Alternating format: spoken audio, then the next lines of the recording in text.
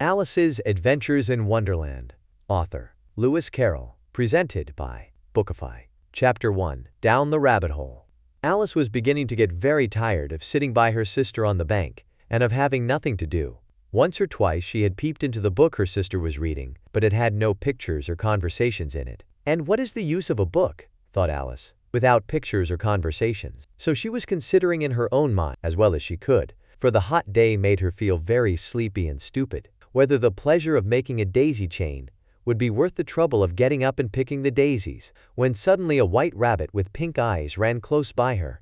There was nothing so very remarkable in that, nor did Alice think it so very much out of the way to hear the rabbit say to itself, oh dear, I shall be late." When she thought it over afterwards, it occurred to her that she ought to have wondered at this, but at the time it all seemed quite natural. But when the rabbit actually took a watch out of its waistcoat pocket and looked at it, and then hurried on, Alice started to her feet, for it flashed across her mind that she had never before seen a rabbit with either a waistcoat pocket or a watch to take out of it.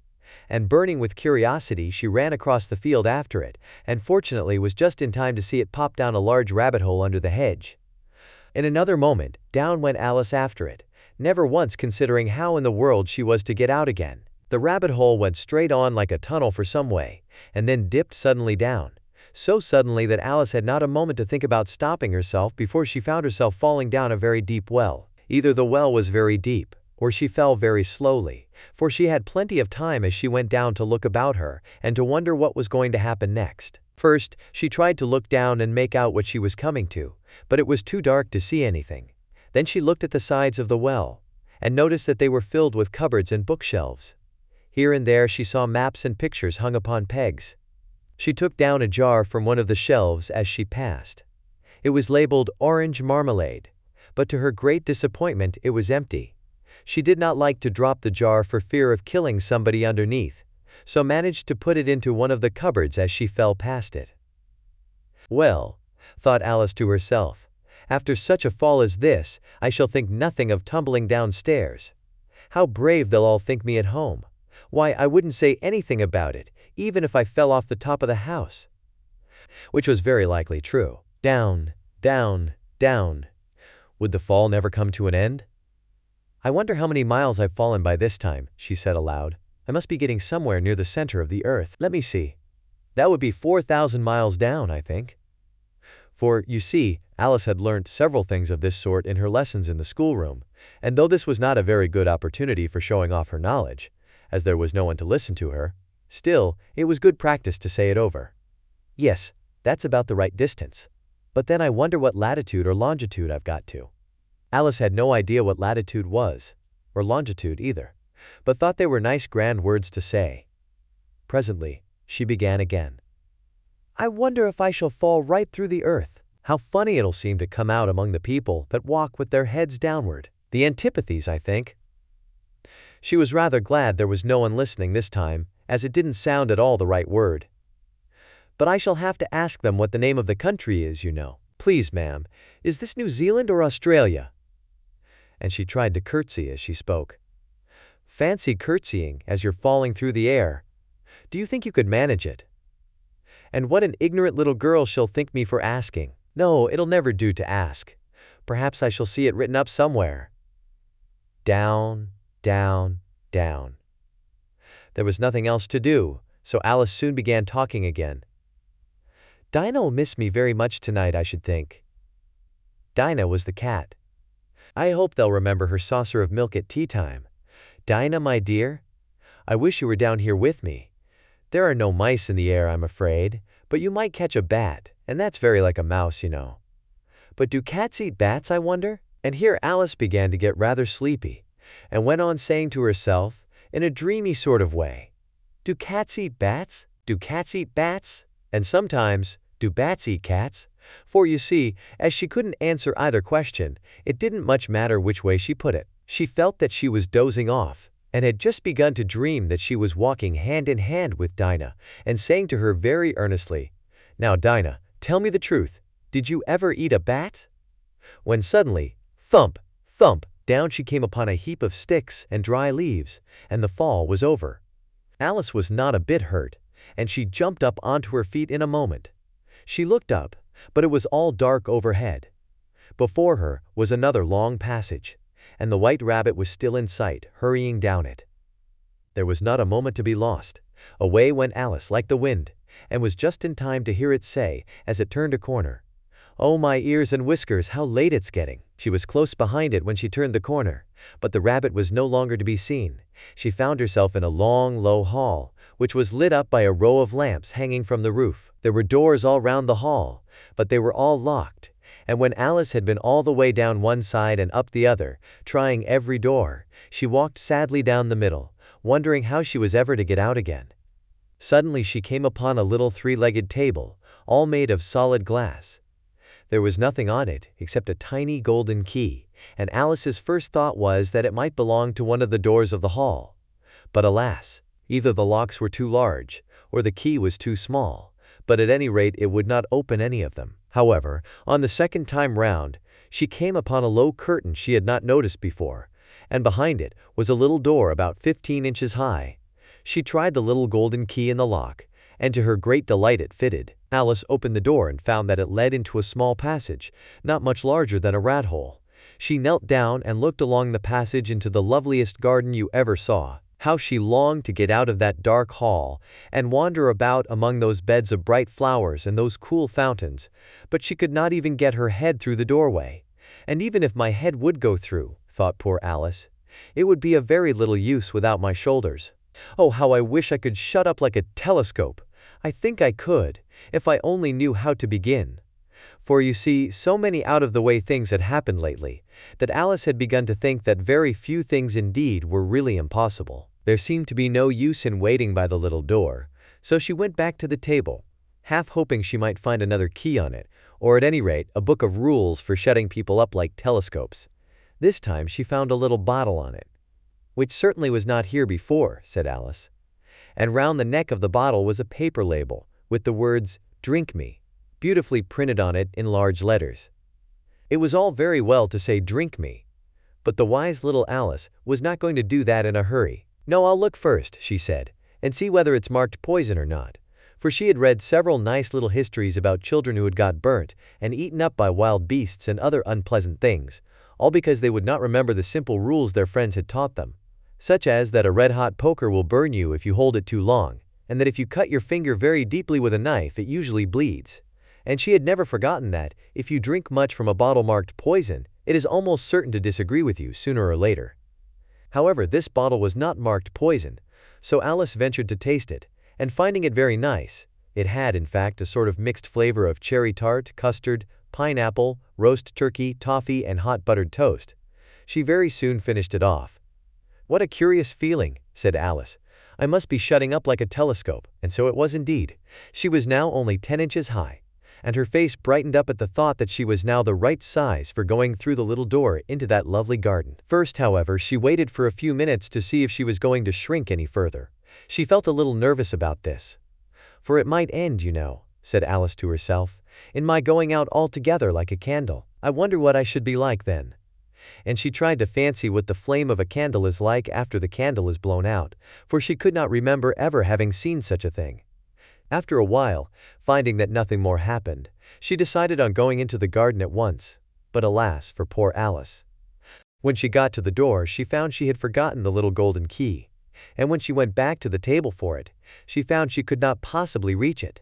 She could see it quite plainly through the glass, and she tried her best to climb up one of the legs of the table, but it was too slippery, and when she had tired herself out with trying, the poor little thing sat down and cried. "Come, there's no use in crying like that," said Alice to herself rather sharply.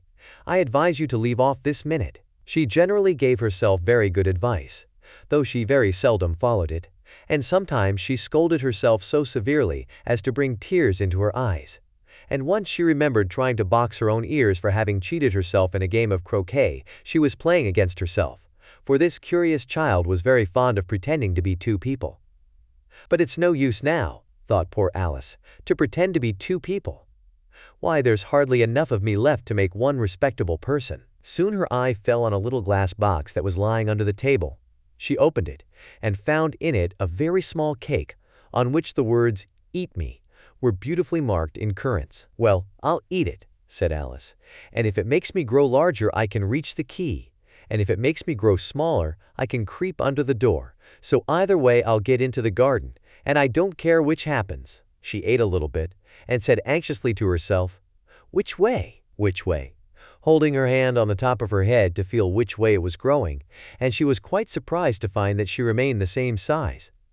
To be sure, this generally happens when one eats cake, but Alice had got so much into the way of expecting nothing but out-of-the-way things to happen that it seemed quite dull and stupid for life to go on in the common way. So she set to work, and very soon finished off the cake. Chapter 2. The Pool of Tears.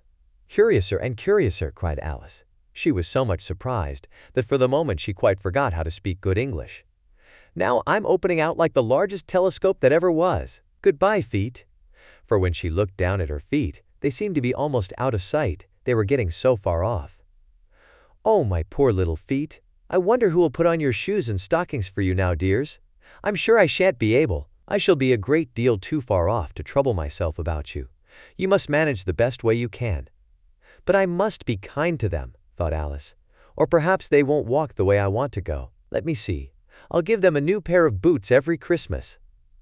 And she went on planning to herself how she would manage it. They must go by the carrier, she thought, and how funny it'll seem, sending presents to one's own feet, and how odd the directions will look. Alice's right foot, Esquire. Hearthrug, near the fender, with Alice's love. Oh dear, what nonsense I'm talking. Just then, her head struck against the roof of the hall. In fact, she was now more than 9 feet high, and she at once took up the little golden key and hurried off to the garden door. It was as much as she could do, lying down on one side, to look through into the garden with one eye. But to get through was more hopeless than ever. She sat down and began to cry again. "You ought to be ashamed of yourself," said Alice. "A great girl like you," she might well say this, "to go on crying in this way. Stop this moment, I tell you." But she went on all the same, shedding gallons of tears, until there was a large pool all round her, about 4 inches deep, and reaching half down the hall. After a time she heard a little pattering of feet in the distance, and she hastily dried her eyes to see what was coming. It was the White Rabbit returning, splendidly dressed, with a pair of white kid gloves in one hand and a large fan in the other. He came trotting along in a great hurry, muttering to himself as he came, "Oh, the Duchess, the Duchess! Oh, won't she be savage if I've kept her waiting?" Alice felt so desperate that she was ready to ask help of anyone. So when the rabbit came near her, she began, in a low, timid voice, "If you please, sir." The rabbit started violently, dropped the white kid gloves and the fan, and scurried away into the darkness as hard as he could go. Alice took up the fan and gloves, and, as the hall was very hot, she kept fanning herself all the time she went on talking. "Dear, dear, how queer everything is today. And yesterday things went on just as usual. I wonder if I've been changed in the night. Let me think. Was I the same when I got up this morning? I almost think I can remember feeling a little different. But if I'm not the same, the next question is, who in the world am I? Ah, that's the great puzzle." And she began thinking over all the children she knew that were of the same age as herself, to see if she could have been changed for any of them. "I'm sure I'm not Ada," she said, "for her hair goes in such long ringlets, and mine doesn't go in ringlets at all. And I'm sure I can't be Mabel, for I know all sorts of things, and oh, she knows such a very little. Besides, she's she, and I'm I, and oh dear, how puzzling it all is. I'll try if I know all the things I used to know. Let me see. 4 times 5 is 12, and 4 times 6 is 13, and 4 times 7 is, oh dear, I shall never get to 20 at that rate. However, the multiplication table doesn't signify. Let's try geography. London is the capital of Paris, and Paris is the capital of Rome, and Rome. No, that's all wrong, I'm certain. I must have been changed for Mabel. I'll try and say, how doth the little? And she crossed her hands on her lap, as if she were saying lessons, and began to repeat it. But her voice sounded hoarse and strange, and the words did not come the same as they used to do. How doth the little crocodile improve his shining tail, and pour the waters of the Nile on every golden scale? How cheerfully he seems to grin, how neatly spread his claws, and welcome little fishes in, with gently smiling jaws. "I'm sure those are not the right words," said poor Alice, and her eyes filled with tears again as she went on. "I must be Mabel after all, and I shall have to go and live in that poky little house, and have next to no toys to play with, and oh, ever so many lessons to learn. No, I've made up my mind about it. If I'm Mabel, I'll stay down here. It'll be no use their putting their heads down and saying, 'Come up again, dear.' I shall only look up and say, 'Who am I then? Tell me that first, and then, if I like being that person, I'll come up. If not, I'll stay down here till I'm somebody else.'" "But oh dear," cried Alice with a sudden burst of tears, "I do wish they would put their heads down. I am so very tired of being all alone here." As she said this, she looked down at her hands, and was surprised to see that she had put on one of the rabbit's little white kid gloves while she was talking. "How can I have done that?" she thought. "I must be growing small again." She got up and went to the table to measure herself by it, and found that, as nearly as she could guess, she was now about 2 feet high, and was going on shrinking rapidly. She soon found out that the cause of this was the fan she was holding, and she dropped it hastily, just in time to avoid shrinking away altogether. "That was a narrow escape," said Alice, a good deal frightened at the sudden change, but very glad to find herself still in existence. "And now for the garden." And she ran with all speed back to the little door. But, alas, the little door was shut again, and the little golden key was lying on the glass table as before. "And things are worse than ever," thought the poor child.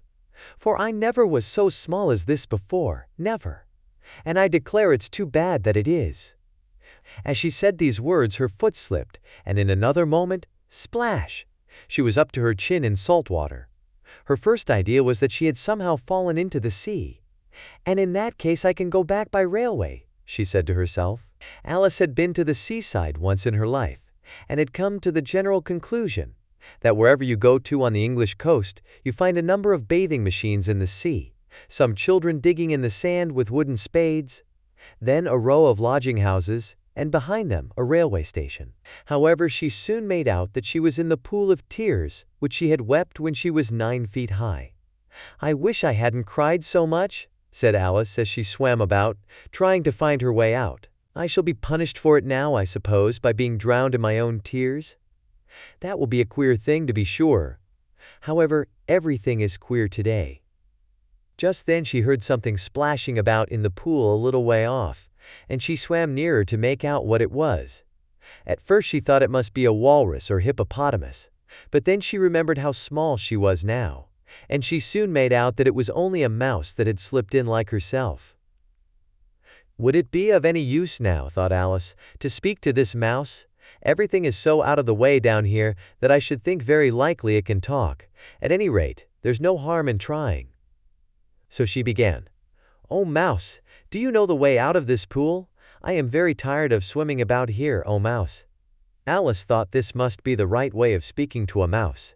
She had never done such a thing before, but she remembered having seen in her brother's Latin grammar, "A mouse of a mouse, to a mouse, oh mouse." The mouse looked at her rather inquisitively, and seemed to her to wink with one of its little eyes, but it said nothing. "Perhaps it doesn't understand English," thought Alice. "I dare say it's a French mouse, come over with William the Conqueror."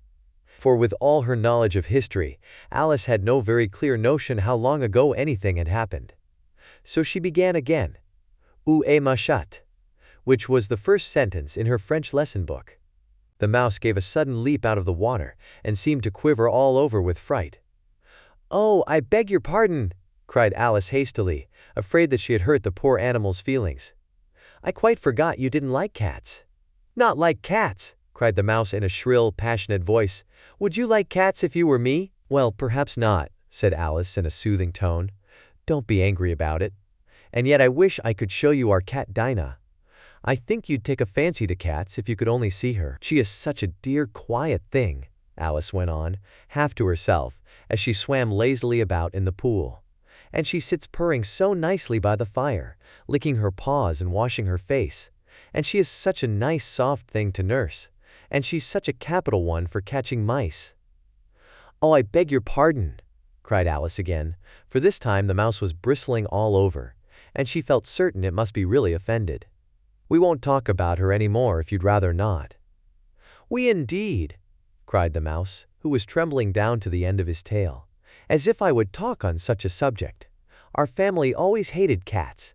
Nasty, low, vulgar things. Don't let me hear the name again." "I won't indeed," said Alice, in a great hurry to change the subject of conversation. Are you fond of dogs?" The mouse did not answer, so Alice went on eagerly. "There is such a nice little dog near our house I should like to show you. A little bright-eyed terrier, you know, with, oh, such long curly brown hair. And it'll fetch things when you throw them, and it'll sit up and beg for its dinner and all sorts of things. I can't remember half of them. And it belongs to a farmer, you know, and he says it's so useful, it's worth £100. He says it kills all the rats, and—" "Oh dear," cried Alice in a sorrowful tone, "I'm afraid I've offended it again." For the mouse was swimming away from her as hard as it could go, and making quite a commotion in the pool as it went. So she called softly after it, "Mouse dear, do come back again, and we won't talk about cats or dogs either if you don't like them." When the mouse heard this, it turned round and swam slowly back to her. Its face was quite pale, with passion, Alice thought, and it said in a low, trembling voice, "Let us get to the shore, and then I'll tell you my history, and you'll understand why it is I hate cats and dogs." It was high time to go, for the pool was getting quite crowded with the birds and animals that had fallen into it. There were a duck and a dodo, a lory and an eaglet, and several other curious creatures. Alice led the way, and the whole party swam to the shore. Chapter 3. A Caucus Race and a Long Tail. They were indeed a queer-looking party that assembled on the bank. The birds with draggled feathers, the animals with their fur clinging close to them, and all dripping wet, cross, and uncomfortable. The first question, of course, was how to get dry again. They had a consultation about this, and after a few minutes it seemed quite natural to Alice to find herself talking familiarly with them, as if she had known them all her life. Indeed, she had quite a long argument with the lory, who at last turned sulky, and would only say, "I am older than you, and must know better." And this Alice would not allow without knowing how old it was, and, as the lory positively refused to tell its age, there was no more to be said. At last the mouse, who seemed to be a person of authority among them, called out, "Sit down, all of you, and listen to me. I'll soon make you dry enough." They all sat down at once, in a large ring, with the mouse in the middle. Alice kept her eyes anxiously fixed on it, for she felt sure she would catch a bad cold if she did not get dry very soon. "Ahem," said the mouse with an important air. "Are you all ready? This is the driest thing I know. Silence all round, if you please." William the Conqueror, whose cause was favored by the Pope, was soon submitted to by the English, who wanted leaders, and had been of late much accustomed to usurpation and conquest. Edwin and Morcar, the Earls of Mercia and Northumbria. "Ugh," said the lory with a shiver. "I beg your pardon," said the mouse, frowning, but very politely. "Did you speak?" "Not I," said the lory hastily. "I thought you did," said the mouse. "I proceed. Edwin and Morcar, the Earls of Mercia and Northumbria, declared for him, and even Stigand, the patriotic Archbishop of Canterbury, found it advisable." "Found what?" said the duck. "Found it," the mouse replied rather crossly. "Of course you know what it means." "I know what it means well enough when I find a thing," said the duck. "It's generally a frog or a worm. The question is, what did the Archbishop find?" The mouse did not notice this question, but hurriedly went on. "Found it advisable to go with Edgar Atheling to meet William and offer him the crown. William's conduct at first was moderate, but the insolence of his Normans. How are you getting on now, my dear?" it continued, turning to Alice as it spoke. "As wet as ever," said Alice in a melancholy tone. "It doesn't seem to dry me at all." "In that case," said the dodo solemnly, rising to its feet, "I move that the meeting adjourn, for the immediate adoption of more energetic remedies." "Speak English," said the eaglet. "I don't know the meaning of half those long words, and what's more, I don't believe you do either." And the eaglet bent down its head to hide a smile. Some of the other birds tittered audibly. "What I was going to say," said the dodo in an offended tone, "was that the best thing to get us dry would be a caucus race." "What is a caucus race?" said Alice. Not that she wanted much to know, but the dodo had paused as if it thought that somebody ought to speak, and no one else seemed inclined to say anything. "Why," said the dodo, "the best way to explain it is to do it. And, as you might like to try the thing yourself, some winter day, I will tell you how the dodo managed it. First, it marked out a race course, in a sort of circle. The exact shape doesn't matter, it said. And then all the party were placed along the course, here and there. There was no 1, 2, 3 and away. But they began running when they liked, and left off when they liked, so that it was not easy to know when the race was over. However, when they had been running half an hour or so, and were quite dry again, the dodo suddenly called out, "The race is over!" And they all crowded round it, panting, and asking, "But who has won?" This question the dodo could not answer without a great deal of thought, and it sat for a long time with one finger pressed upon its forehead, the position in which you usually see Shakespeare, in the pictures of him, while the rest waited in silence. At last the dodo said, "Everybody has won, and all must have prizes." "But who is to give the prizes?" quite a chorus of voices asked. "Why, she, of course," said the dodo, pointing to Alice with one finger, and the whole party at once crowded round her, calling out in a confused way, "Prizes! Prizes!" Alice had no idea what to do, and in despair she put her hand in her pocket, and pulled out a box of comfits, luckily the salt water had not got into it, and handed them round as prizes. There was exactly 1 apiece, all round. "But she must have a prize herself, you know," said the mouse. "Of course," the dodo replied very gravely. "What else have you got in your pocket?" he went on, turning to Alice. "Only a thimble," said Alice sadly. "Hand it over here," said the dodo. Then they all crowded round her once more, while the dodo solemnly presented the thimble, saying, "We beg your acceptance of this elegant thimble." And when it had finished this short speech, they all cheered. Alice thought the whole thing very absurd, but they all looked so grave that she did not dare to laugh. And, as she could not think of anything to say, she simply bowed, and took the thimble, looking as solemn as she could. The next thing was to eat the comfits. This caused some noise and confusion, as the large birds complained that they could not taste theirs, and the small ones choked and had to be patted on the back. However, it was over at last, and they sat down again in a ring, and begged the mouse to tell them something more. "You promised to tell me your history, you know," said Alice, "and why it is you hate C and D," she added in a whisper, half afraid that it would be offended again. "Mine is a long and a sad tale," said the mouse, turning to Alice and sighing. "It is a long tale, certainly," said Alice, looking down with wonder at the mouse's tail. "But why do you call it sad?"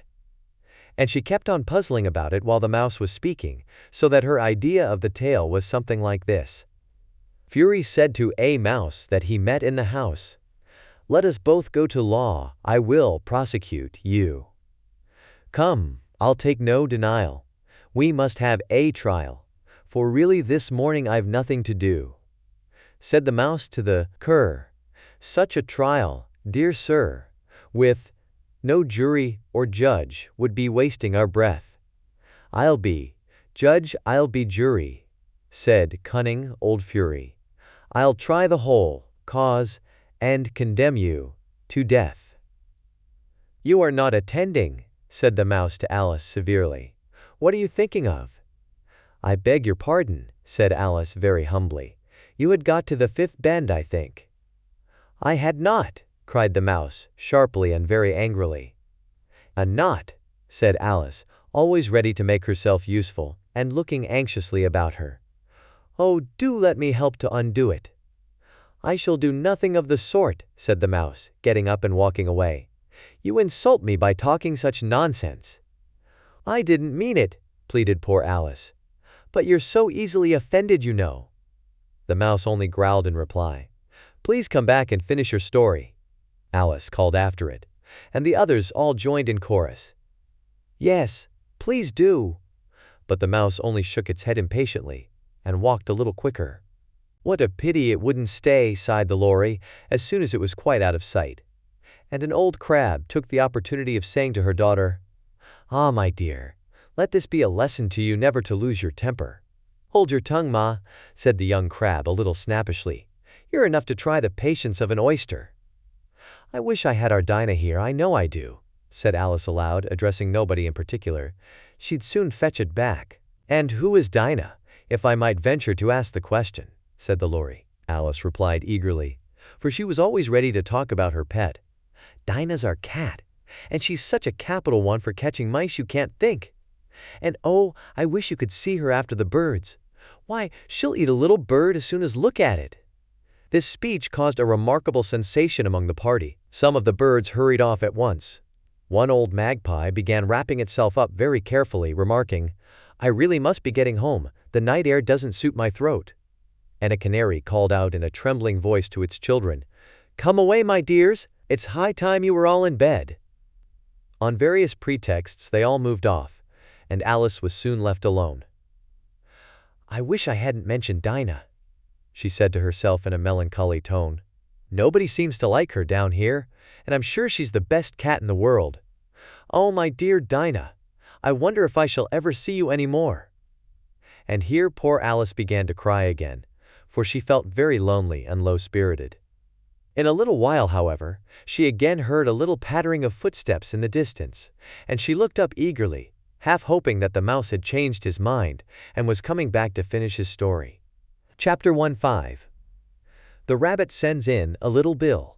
It was the White Rabbit, trotting slowly back again and looking anxiously about as it went, as if it had lost something. And she heard it muttering to itself, "The Duchess! The Duchess! Oh, my dear paws!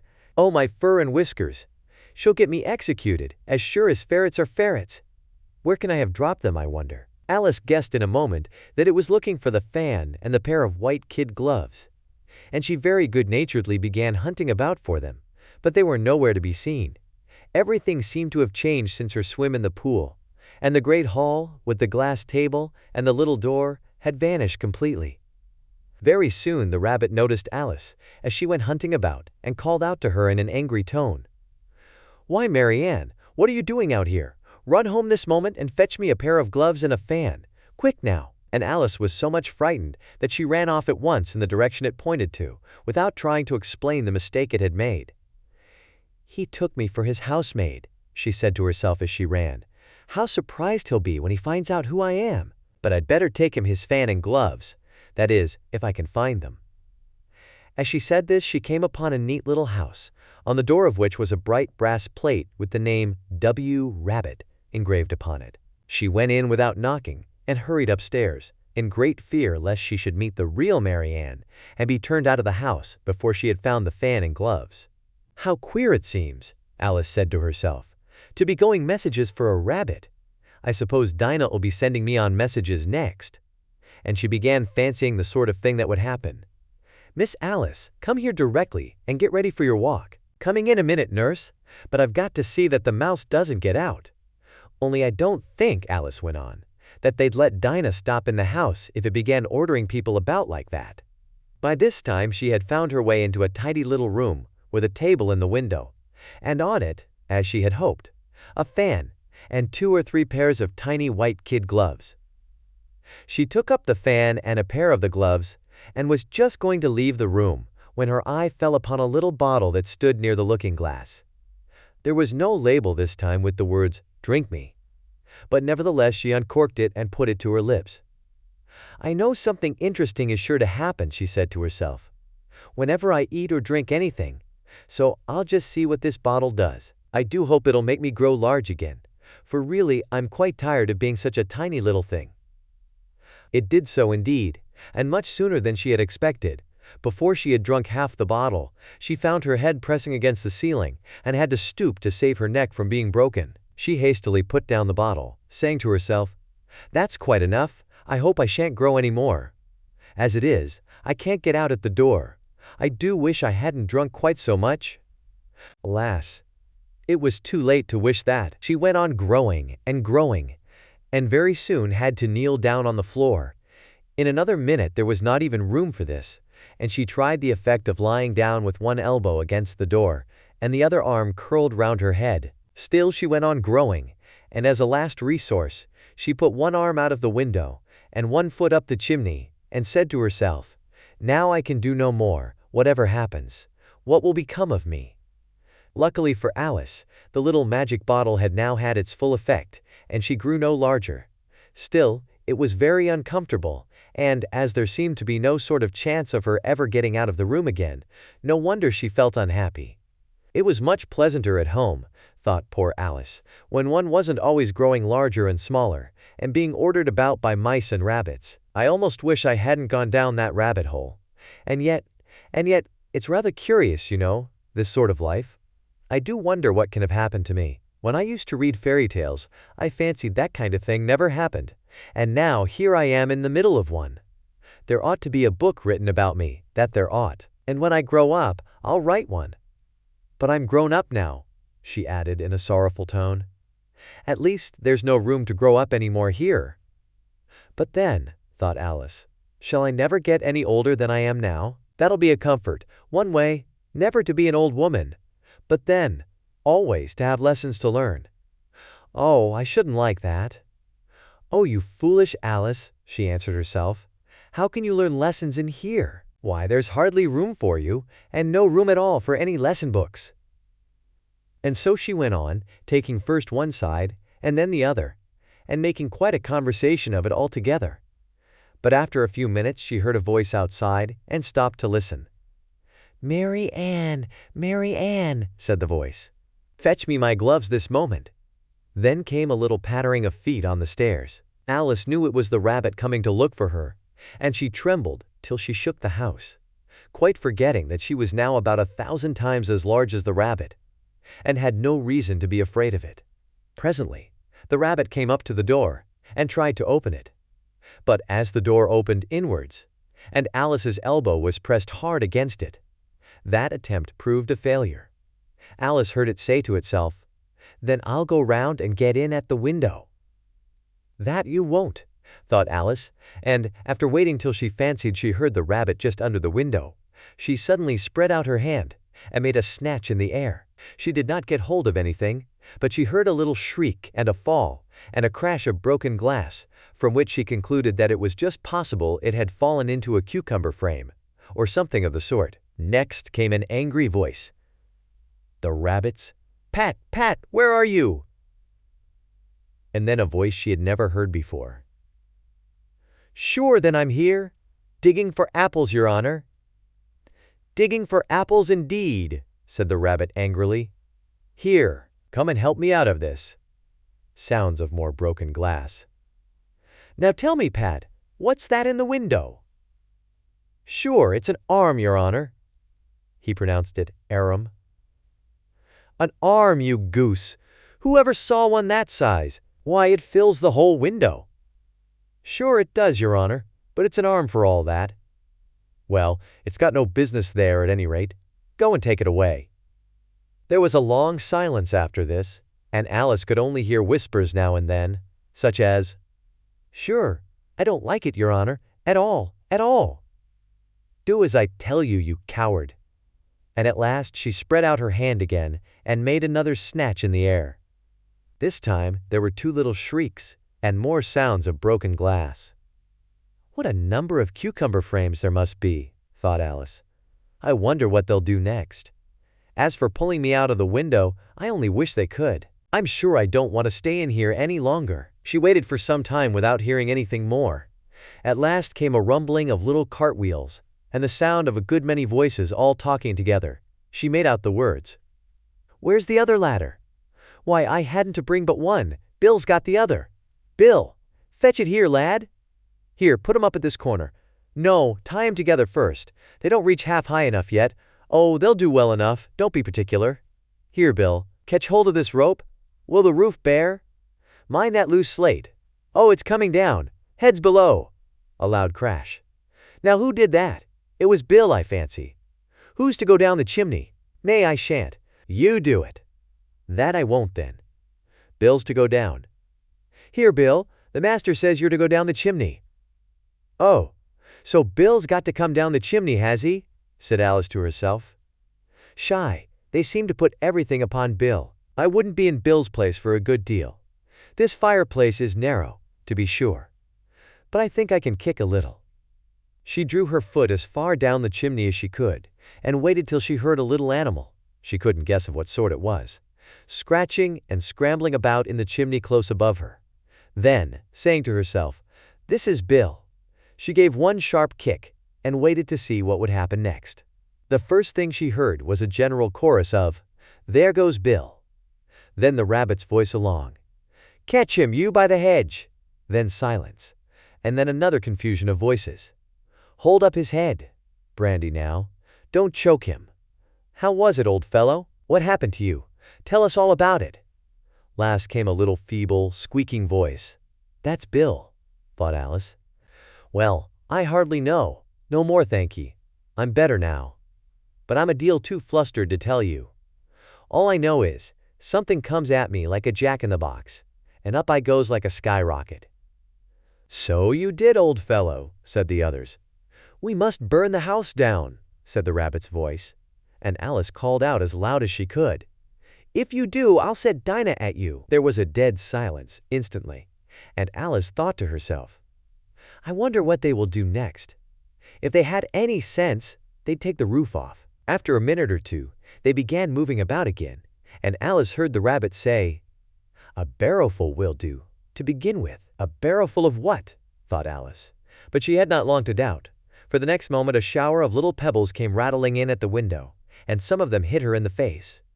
"I'll put a stop to this," she said to herself, and shouted out, "You'd better not do that again," which produced another dead silence. Alice noticed with some surprise that the pebbles were all turning into little cakes as they lay on the floor, and a bright idea came into her head. "If I eat one of these cakes," she thought, "it's sure to make some change in my size, and as it can't possibly make me larger, it must make me smaller, I suppose." So she swallowed one of the cakes and was delighted to find that she began shrinking directly.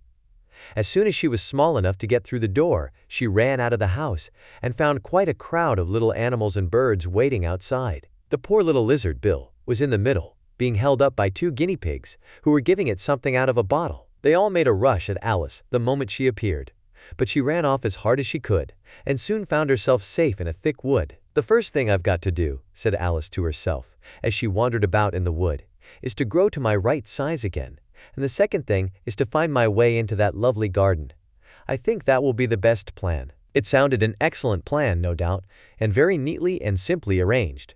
The only difficulty was that she had not the smallest idea how to set about it. And while she was peering about anxiously among the trees, a little sharp bark just over her head made her look up in a great hurry.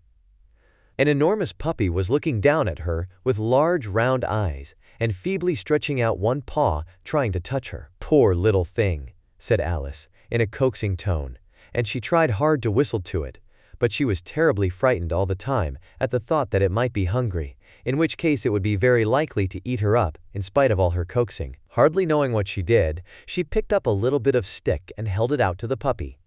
Whereupon the puppy jumped into the air off all its feet at once, with a yelp of delight, and rushed at the stick. It made believe to worry it. Then Alice dodged behind a great thistle to keep herself from being run over. The moment she appeared on the other side, the puppy made another rush at the stick, and tumbled head over heels in its hurry to get hold of it. Alice thought it was very much like playing a game with a cart horse, expecting every moment to be trampled under its feet. She ran around the thistle again. The puppy then began a series of short charges at the stick, running a very little way forward each time, and a long way back. It barked hoarsely all the while, till at last it sat down a good way off, panting, with its tongue hanging out of its mouth and its great eyes half shut. This seemed to Alice a good opportunity for making her escape, so she set off at once, and ran till she was quite tired and out of breath, until the puppy's bark sounded quite faint in the distance. "And yet what a dear little puppy it was," said Alice, as she leant against a buttercup to rest herself, and fanned herself with one of the leaves. "I should have liked teaching it tricks very much, if I'd only been the right size to do it. Oh dear, I'd nearly forgotten that I've got to grow up again. Let me see, how is it to be managed? I suppose I ought to eat or drink something or other, but the great question is, what?" The great question certainly was, what? Alice looked all round her at the flowers and the blades of grass, but she did not see anything that looked like the right thing to eat or drink under the circumstances. There was a large mushroom growing near her, about the same height as herself, and when she had looked under it, and on both sides of it and behind it, it occurred to her that she might as well look and see what was on the top of it. She stretched herself up on tiptoe and peeped over the edge of the mushroom, and her eyes immediately met those of a large blue caterpillar that was sitting on the top with its arms folded, quietly smoking a long hookah, and taking not the smallest notice of her or of anything else. Chapter 5. Advice from a Caterpillar. The caterpillar and Alice looked at each other for some time in silence.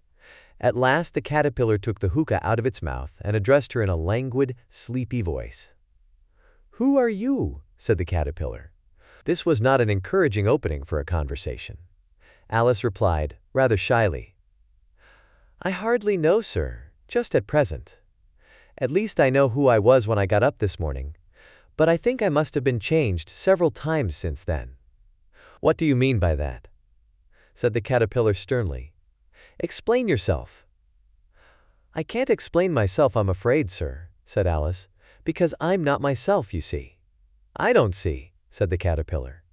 "I'm afraid I can't put it more clearly," Alice replied very politely, "for I can't understand it myself to begin with, and being so many different sizes in a day is very confusing."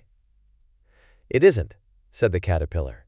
"Well, perhaps you haven't found it so yet," said Alice. "But when you have to turn into a chrysalis, you will someday, you know. And then after that into a butterfly, I should think you'll feel it a little queer, won't you?" "Not a bit," said the caterpillar.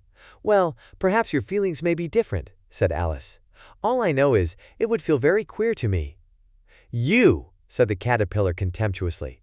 "Who are you?" Which brought them back again to the beginning of the conversation. Alice felt a little irritated at the caterpillar's making such very short remarks, and she drew herself up and said, very gravely, "I think you ought to tell me who you are first." "Why?" said the caterpillar. Here was another puzzling question, and as Alice could not think of any good reason, and as the caterpillar seemed to be in a very unpleasant state of mind, she turned away. "Come back!" the caterpillar called after her. "I've something important to say." This sounded promising, certainly. Alice turned and came back again. "Keep your temper," said the caterpillar. "Is that all?" said Alice, swallowing down her anger as well as she could. "No," said the caterpillar. Alice thought she might as well wait, as she had nothing else to do. And perhaps after all it might tell her something worth hearing. For some minutes it puffed away without speaking, but at last it unfolded its arms, took the hookah out of its mouth again and said, "So you think you're changed, do you?" "I'm afraid I am, sir," said Alice. "I can't remember things as I used, and I don't keep the same size for 10 minutes together." "Can't remember what things?" said the caterpillar. "Well, I've tried to say, 'How doth the little busy bee?' but it all came different," Alice replied in a very melancholy voice. "Repeat, 'You are old, Father William,'" said the caterpillar. Alice folded her hands and began. "You are old, Father William," the young man said, "and your hair has become very white, and yet you incessantly stand on your head. Do you think, at your age, it is right?" "In my youth," Father William replied to his son, "I feared it might injure the brain, but now that I'm perfectly sure I have none, why, I do it again and again." "You are old," said the youth, "as I mentioned before, and have grown most uncommonly fat, yet you turned a back somersault in at the door. Pray, what is the reason of that?" "In my youth," said the sage, as he shook his gray locks, "I kept all my limbs very supple, by the use of this ointment. 1 shilling the box. Allow me to sell you a couple?" "You are old," said the youth, "and your jaws are too weak for anything tougher than suet. Yet you finished the goose, with the bones and the beak. Pray, how did you manage to do it?" "In my youth," said his father, "I took to the law, and argued each case with my wife, and the muscular strength, which it gave to my jaw, has lasted the rest of my life." "You are old," said the youth. "One would hardly suppose that your eye was as steady as ever, yet you balanced an eel on the end of your nose. What made you so awfully clever?" "I have answered 3 questions, and that is enough," said his father. "Don't give yourself airs. Do you think I can listen all day to such stuff? Be off, or I'll kick you downstairs." "That is not said right," said the caterpillar. "Not quite right, I'm afraid," said Alice timidly. "Some of the words have got altered. "It is wrong from beginning to end," said the caterpillar decidedly, and there was silence for some minutes. The caterpillar was the first to speak. "What size do you want to be?" it asked. "Oh, I'm not particular as to size," Alice hastily replied. "Only one doesn't like changing so often, you know." "I don't know," said the caterpillar. Alice said nothing. She had never been so much contradicted in her life before, and she felt that she was losing her temper. "Are you content now?" said the caterpillar. "Well, I should like to be a little larger, sir, if you wouldn't mind," said Alice. 3 inches is such a wretched height to be." "It is a very good height indeed," said the caterpillar angrily, rearing itself upright as it spoke. It was exactly 3 inches high. "But I'm not used to it," pleaded poor Alice in a piteous tone, and she thought of herself, "I wish the creatures wouldn't be so easily offended." "You'll get used to it in time," said the caterpillar, and it put the hookah into its mouth and began smoking again. This time, Alice waited patiently until it chose to speak again. In a minute or two, the caterpillar took the hookah out of its mouth and yawned once or twice and shook itself. Then it got down off the mushroom and crawled away in the grass, merely remarking as it went, "One side will make you grow taller, and the other side will make you grow shorter." "One side of what? The other side of what?" thought Alice to herself. "Of the mushroom," said the caterpillar, just as if she had asked it aloud. And in another moment it was out of sight. Alice remained looking thoughtfully at the mushroom for a minute, trying to make out which were the 2 sides of it, and as it was perfectly round, she found this a very difficult question. However, at last she stretched her arms round it as far as they would go, and broke off a bit of the edge with each hand. "And now which is which?" she said to herself, and nibbled a little of the right-hand bit to try the effect. The next moment she felt a violent blow underneath her chin. It had struck her foot. She was a good deal frightened by this very sudden change, but she felt that there was no time to be lost, as she was shrinking rapidly. So she set to work at once to eat some of the other bit. Her chin was pressed so closely against her foot that there was hardly room to open her mouth, but she did it at last, and managed to swallow a morsel of the left-hand bit. "Come, my head's free at last," said Alice in a tone of delight, which changed into alarm in another moment when she found that her shoulders were nowhere to be found. All she could see, when she looked down, was an immense length of neck, which seemed to rise like a stalk out of a sea of green leaves that lay far below her. "What can all that green stuff be?" said Alice. "And where have my shoulders got to? And oh, my poor hands, how is it I can't see you?" She was moving them about as she spoke, but no results seemed to follow, except a little shaking among the distant green leaves.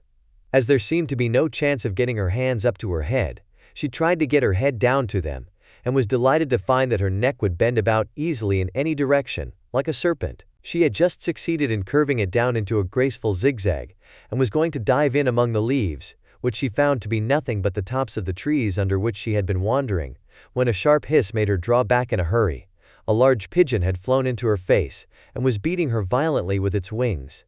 "Serpent!" screamed the pigeon. "I'm not a serpent," said Alice indignantly. "Let me alone." "Serpent, I say again," repeated the pigeon, but in a more subdued tone, and added with a kind of sob, "I've tried every way, and nothing seems to suit them." "I haven't the least idea what you're talking about," said Alice.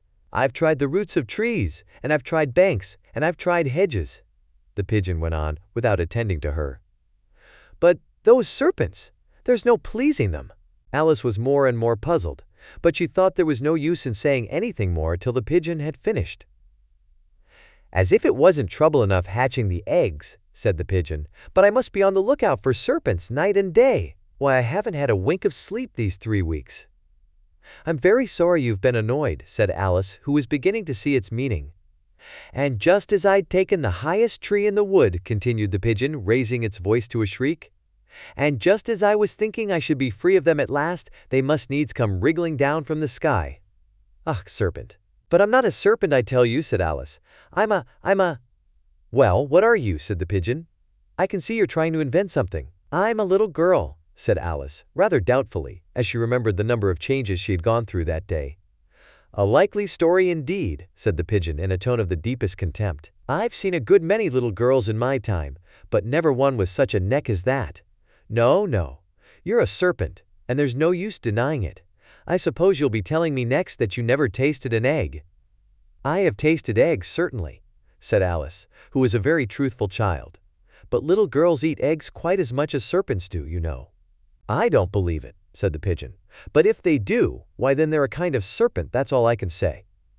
This was such a new idea to Alice that she was quite silent for a minute or two, which gave the pigeon the opportunity of adding, "You're looking for eggs, I know that well enough, and what does it matter to me whether you're a little girl or a serpent?"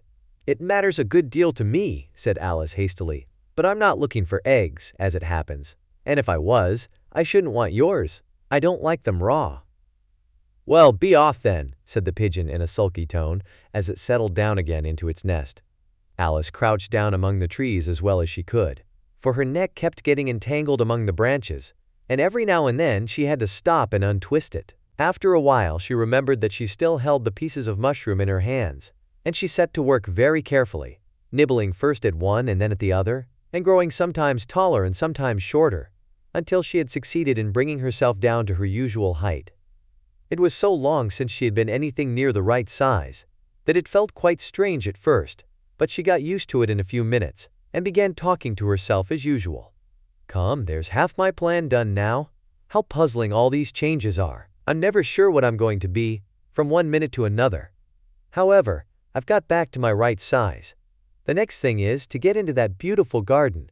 How is that to be done, I wonder?" As she said this, she came suddenly upon an open place, with a little house in it about 4 feet high. "Whoever lives there," thought Alice, "it'll never do to come upon them this size. Why, I should frighten them out of their wits." So she began nibbling at the right-hand bit again, and did not venture to go near the house till she had brought herself down to 9 inches high. Chapter 6. Pig and Pepper. For a minute or two, she stood looking at the house, and wondering what to do next, when suddenly a footman in livery came running out of the wood. She considered him to be a footman because he was in livery. Otherwise, judging by his face only, she would have called him a fish, and rapped loudly at the door with his knuckles. It was opened by another footman in livery, with a round face, and large eyes like a frog. And both footmen, Alice noticed, had powdered hair that curled all over their heads. She felt very curious to know what it was all about, and crept a little way out of the wood to listen. The fish footman began by producing from under his arm a great letter, nearly as large as himself, and this he handed over to the other, saying in a solemn tone, "For the Duchess, an invitation from the Queen to play croquet." The frog footman repeated, in the same solemn tone, only changing the order of the words a little, "From the Queen, an invitation for the Duchess to play croquet." Then they both bowed low, and their curls got entangled together. Alice laughed so much at this that she had to run back into the wood for fear of their hearing her. And when she next peeped out, the fish footman was gone, and the other was sitting on the ground near the door, staring stupidly up into the sky. Alice went timidly up to the door and knocked. "There's no sort of use in knocking," said the footman, "and that for 2 reasons. First, because I'm on the same side of the door as you are. Secondly, because they're making such a noise inside. No one could possibly hear you, and certainly there was a most extraordinary noise going on within, a constant howling and sneezing, and every now and then a great crash, as if a dish or kettle had been broken to pieces." "Please then," said Alice, "how am I to get in?" "There might be some sense in your knocking," the footman went on without attending to her, "if we had the door between us. For instance, if you were inside you might knock, and I could let you out, you know." He was looking up into the sky all the time he was speaking, and this Alice thought decidedly uncivil. "But perhaps he can't help it," she said to herself. "His eyes are so very nearly at the top of his head, but at any rate he might answer questions. How am I to get in?" she repeated aloud. "I shall sit here," the footman remarked, "till tomorrow." At this moment, the door of the house opened, and a large plate came skimming out, straight at the footman's head. It just grazed his nose, and broke to pieces against one of the trees behind him. "Or next day, maybe," the footman continued in the same tone, exactly as if nothing had happened. "How am I to get in?" asked Alice again in a louder tone. "Are you to get in at all?" said the footman. "That's the first question, you know." It was, no doubt, only Alice did not like to be told so. "It's really dreadful," she muttered to herself, "the way all the creatures argue. It's enough to drive one crazy." The footman seemed to think this a good opportunity for repeating his remark, with variations. "I shall sit here," he said, "on and off, for days and days." "But what am I to do?" said Alice. "Anything you like," said the footman, and began whistling. "Oh, there's no use in talking to him," said Alice desperately. "He's perfectly idiotic." And she opened the door and went in. The door led right into a large kitchen, which was full of smoke from one end to the other. The Duchess was sitting on a three-legged stool in the middle, nursing a baby. The cook was leaning over the fire, stirring a large cauldron which seemed to be full of soup. "There's certainly too much pepper in that soup," Alice said to herself, as well as she could for sneezing. There was certainly too much of it in the air. Even the Duchess sneezed occasionally, and as for the baby, it was sneezing and howling alternately without a moment's pause. The only things in the kitchen that did not sneeze were the cook and a large cat which was sitting on the hearth and grinning from ear to ear. "Please, would you tell me," said Alice, a little timidly, for she was not quite sure whether it was good manners for her to speak first, "why your cat grins like that?" "It's a Cheshire cat," said the Duchess, "and that's why." "Pig!" She said the last word with such sudden violence that Alice quite jumped. But she saw in another moment that it was addressed to the baby and not to her, so she took courage and went on again. "I didn't know that Cheshire cats always grinned. In fact, I didn't know that cats could grin." "They all can," said the Duchess, "and most of 'em do." "I don't know of any that do," Alice said very politely, feeling quite pleased to have got into a conversation. "You don't know much," said the Duchess, "and that's a fact." Alice did not at all like the tone of this remark, and thought it would be as well to introduce some other subject of conversation. While she was trying to fix on one, the cook took the cauldron of soup off the fire, and at once set to work throwing everything within her reach at the Duchess and the baby.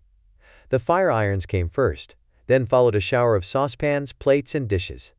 The Duchess took no notice of them even when they hit her, and the baby was howling so much already that it was quite impossible to say whether the blows hurt it or not. "Oh, please mind what you're doing," cried Alice, jumping up and down in an agony of terror. "Oh, there goes his precious nose," as an unusually large saucepan flew close by it and very nearly carried it off. "If everybody minded their own business," the Duchess said in a hoarse growl, "the world would go round a deal faster than it does." "Which would not be an advantage," said Alice, who felt very glad to get an opportunity of showing off a little of her knowledge. "Just think of what work it would make with the day and night. You see, the earth takes 24 hours to turn round on its axis." "Talking of axes," said the Duchess, "chop off her head." Alice glanced rather anxiously at the cook to see if she meant to take the hint. But the cook was busily stirring the soup and seemed not to be listening, so she went on again. 24 hours, I think, or is it 12? Oh, don't bother me," said the Duchess. "I never could abide figures." And with that she began nursing her child again, singing a sort of lullaby to it as she did so, and giving it a violent shake at the end of every line. "Speak roughly to your little boy, and beat him when he sneezes. He only does it to annoy, because he knows it teases." Chorus, in which the cook and the baby joined. "Wow, wow, wow." While the Duchess sang the second verse of the song, she kept tossing the baby violently up and down, and the poor little thing howled so that Alice could hardly hear the words. "I speak severely to my boy. I beat him when he sneezes, for he can thoroughly enjoy the pepper when he pleases." Chorus. "Wow, wow, wow." "Here, you may nurse it a bit if you like," the Duchess said to Alice, flinging the baby at her as she spoke. "I must go and get ready to play croquet with the Queen." And she hurried out of the room. The cook threw a frying pan after her as she went out, but it just missed her. Alice caught the baby with some difficulty, as it was a queer-shaped little creature, and held out its arms and legs in all directions. "Just like a starfish," thought Alice. The poor little thing was snorting like a steam engine when she caught it, and kept doubling itself up and straightening itself out again, so that altogether for the first minute or two, it was as much as she could do to hold it. As soon as she had made out the proper way of nursing it, which was to twist it up into a sort of knot and then keep tight hold of its right ear and left foot so as to prevent its undoing itself, she carried it out into the open air. "If I don't take this child away with me," thought Alice, "they're sure to kill it in a day or two. Wouldn't it be murder to leave it behind?" She said the last words out loud, and the little thing grunted in reply. It had left off sneezing by this time. "Don't grunt," said Alice. "That's not at all a proper way of expressing yourself." The baby grunted again, and Alice looked very anxiously into its face to see what was the matter with it. There could be no doubt that it had a very turn-up nose, much more like a snout than a real nose. Also, its eyes were getting extremely small for a baby. Altogether, Alice did not like the look of the thing at all. But perhaps it was only sobbing, she thought, and looked into its eyes again to see if there were any tears. No, there were no tears. "If you're going to turn into a pig, my dear," said Alice seriously, "I'll have nothing more to do with you. Mind now." The poor little thing sobbed again, or grunted, it was impossible to say which, and they went on for some while in silence. Alice was just beginning to think to herself, "Now, what am I to do with this creature when I get it home?" when it grunted again, so violently that she looked down into its face in some alarm. This time there could be no mistake about it. It was neither more nor less than a pig, and she felt that it would be quite absurd for her to carry it further. So she set the little creature down and felt quite relieved to see it trot away quietly into the wood. "If it had grown up," she said to herself, "it would have made a dreadfully ugly child, but it makes rather a handsome pig, I think." And she began thinking over other children she knew, who might do very well as pigs, and was just saying to herself, if one only knew the right way to change them, when she was a little startled by seeing the Cheshire Cat sitting on a bough of a tree a few yards off. The cat only grinned when it saw Alice. It looked good-natured, she thought, still it had very long claws and a great many teeth, so she felt that it ought to be treated with respect. "Cheshire Puss," she began, rather timidly, as she did not at all know whether it would like the name. However, it only grinned a little wider. "Come, it's please so far," thought Alice, and she went on. "Would you tell me, please, which way I ought to go from here?" "That depends a good deal on where you want to get to," said the cat. "I don't much care where," said Alice. "Then it doesn't matter which way you go," said the cat. "So long as I get somewhere," Alice added as an explanation. "Oh, you're sure to do that," said the cat, "if you only walk long enough." Alice felt that this could not be denied, so she tried another question. "What sort of people live about here?" "In that direction," the cat said, waving its right paw round, "lives a hatter, and in that direction," waving the other paw, "lives a March hare. Visit either you like. They're both mad." "But I don't want to go among mad people," Alice remarked. "Oh, you can't help that," said the cat. "We're all mad here. I'm mad. You're mad." "How do you know I'm mad?" said Alice. "You must be," said the cat, "or you wouldn't have come here." Alice didn't think that proved it at all. However, she went on. "And how do you know that you're mad?" "To begin with," said the cat, "a dog's not mad. You grant that?" "I suppose so," said Alice. "Well then," the cat went on, "you see, a dog growls when it's angry, and wags its tail when it's pleased. Now I growl when I'm pleased, and wag my tail when I'm angry. Therefore, I'm mad." "I call it purring, not growling," said Alice. "Call it what you like," said the cat. "Do you play croquet with the Queen today?" "I should like it very much," said Alice, "but I haven't been invited yet." "You'll see me there," said the cat, and vanished. Alice was not much surprised at this. She was getting so used to queer things happening. While she was looking at the place where it had been, it suddenly appeared again. "By the by, what became of the baby?" said the cat. "I'd nearly forgotten to ask." "It turned into a pig," Alice quietly said, just as if it had come back in a natural way. "I thought it would," said the cat, and vanished again. Alice waited a little, half expecting to see it again, but it did not appear, and after a minute or two she walked on in the direction in which the March hare was said to live. "I've seen hatters before," she said to herself. "The March hare will be much the most interesting, and perhaps as this is May, it won't be raving mad. At least not so mad as it was in March." As she said this, she looked up, and there was the cat again, sitting on a branch of a tree. "Did you say pig or fig?" said the cat. "I said pig," replied Alice, "and I wish you wouldn't keep appearing and vanishing so suddenly. You make one quite giddy." "All right," said the cat, and this time it vanished quite slowly, beginning with the end of the tail, and ending with the grin, which remained some time after the rest of it had gone. "Well, I've often seen a cat without a grin," thought Alice, "but a grin without a cat. It's the most curious thing I ever saw in my life." She had not gone much farther before she came in sight of the house of the March hare. She thought it must be the right house, because the chimneys were shaped like ears and the roof was thatched with fur. It was so large a house that she did not like to go nearer till she had nibbled some more of the left-hand bit of mushroom and raised herself to about 2 feet high. Even then she walked up towards it rather timidly, saying to herself, "Suppose it should be raving mad after all. I almost wish I'd gone to see the Hatter instead." Chapter 7. A Mad Tea Party. There was a table set out under a tree in front of the house, and the March Hare and the Hatter were having tea at it.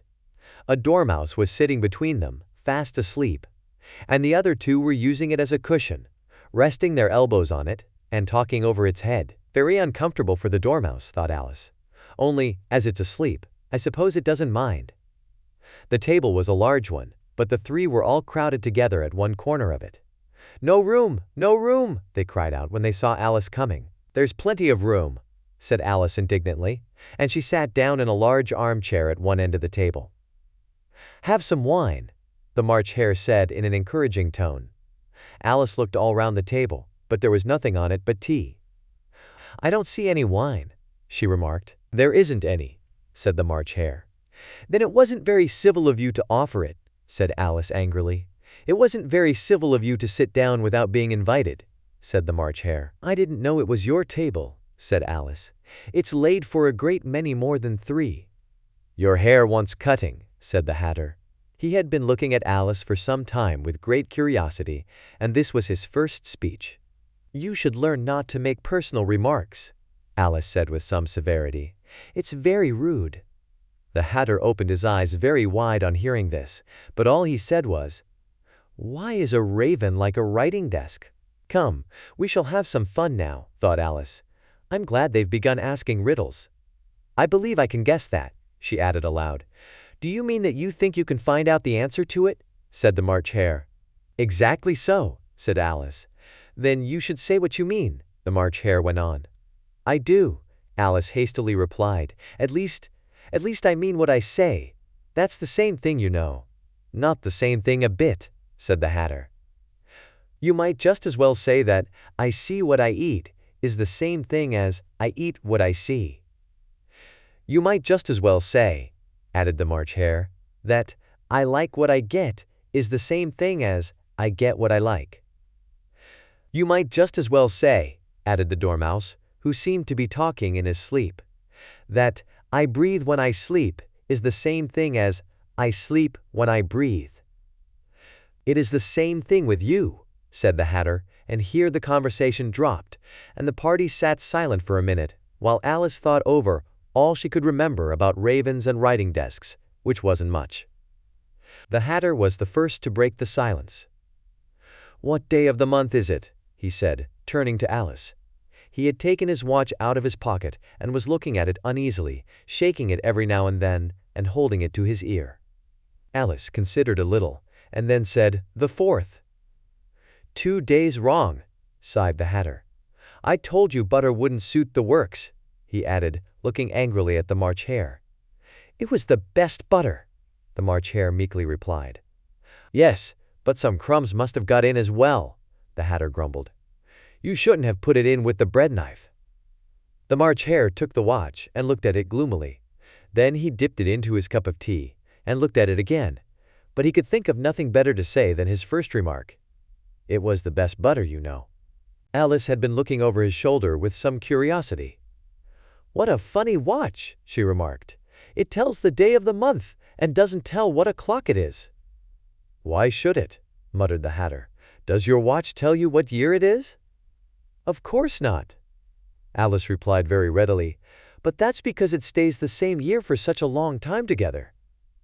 "Which is just the case with mine," said the Hatter.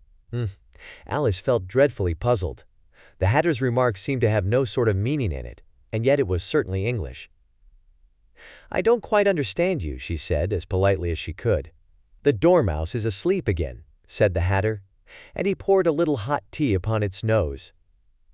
The Dormouse shook its head impatiently and said without opening its eyes, of course, just what I was going to remark myself." "Have you guessed the riddle yet?" the Hatter said, turning to Alice again. "No, I give it up," Alice replied. "What's the answer?" "I haven't the slightest idea," said the Hatter. "Nor I," said the March Hare. Alice sighed wearily. "I think you might do something better with the time," she said, "than waste it in asking riddles that have no answers." "If you knew time as well as I do," said the Hatter, "you wouldn't talk about wasting it. It's him." "I don't know what you mean," said Alice. "Of course you don't," the Hatter said, tossing his head contemptuously. "I dare say you never even spoke to time." "Perhaps not," Alice cautiously replied. "But I know I have to beat time when I learn music." "Ah, that accounts for it," said the Hatter. "He won't stand beating. Now, if you only kept on good terms with him, he'd do almost anything you liked with the clock. For instance, suppose it were 9 o'clock in the morning, just time to begin lessons. You'd only have to whisper a hint to time, and round goes the clock in a twinkling. 1:30, time for dinner." "I only wish it was," the March Hare said to itself in a whisper. "That would be grand, certainly," said Alice thoughtfully. "But then, I shouldn't be hungry for it, you know." "Not at first, perhaps," said the Hatter. "But you could keep it to 1:30 as long as you liked." "Is that the way you manage?" Alice asked. The Hatter shook his head mournfully. "Not I," he replied. "We quarreled last March, just before he went mad, you know," pointing with his teaspoon at the March Hare. "It was at the great concert given by the Queen of Hearts, and I had to sing, 'Twinkle, twinkle, little bat, how I wonder what you're at.' You know the song, perhaps?" "I've heard something like it," said Alice. "It goes on, you know," the Hatter continued, "in this way. 'Up above the world you fly, like a tea tray in the sky. Twinkle, twinkle.'" Here the Dormouse shook itself and began singing in its sleep, "Twinkle, twinkle, twinkle, twinkle," and went on so long that they had to pinch it to make it stop. "Well, I'd hardly finished the first verse," said the Hatter, "when the Queen jumped up and bawled out, 'He's murdering the time! Off with his head!'" "How dreadfully savage!" exclaimed Alice. "And ever since that," the Hatter went on in a mournful tone, "he won't do a thing I ask. It's always 6 o'clock now." A bright idea came into Alice's head. "Is that the reason so many tea things are put out here?" she asked. "Yes, that's it," said the Hatter with a sigh. "It's always tea time, and we've no time to wash the things between whiles." "Then you keep moving round, I suppose," said Alice. "Exactly so," said the Hatter, "as the things get used up." "But what happens when you come to the beginning again?" Alice ventured to ask. "Suppose we change the subject," the March Hare interrupted, yawning. "I'm getting tired of this. I vote the young lady tells us a story."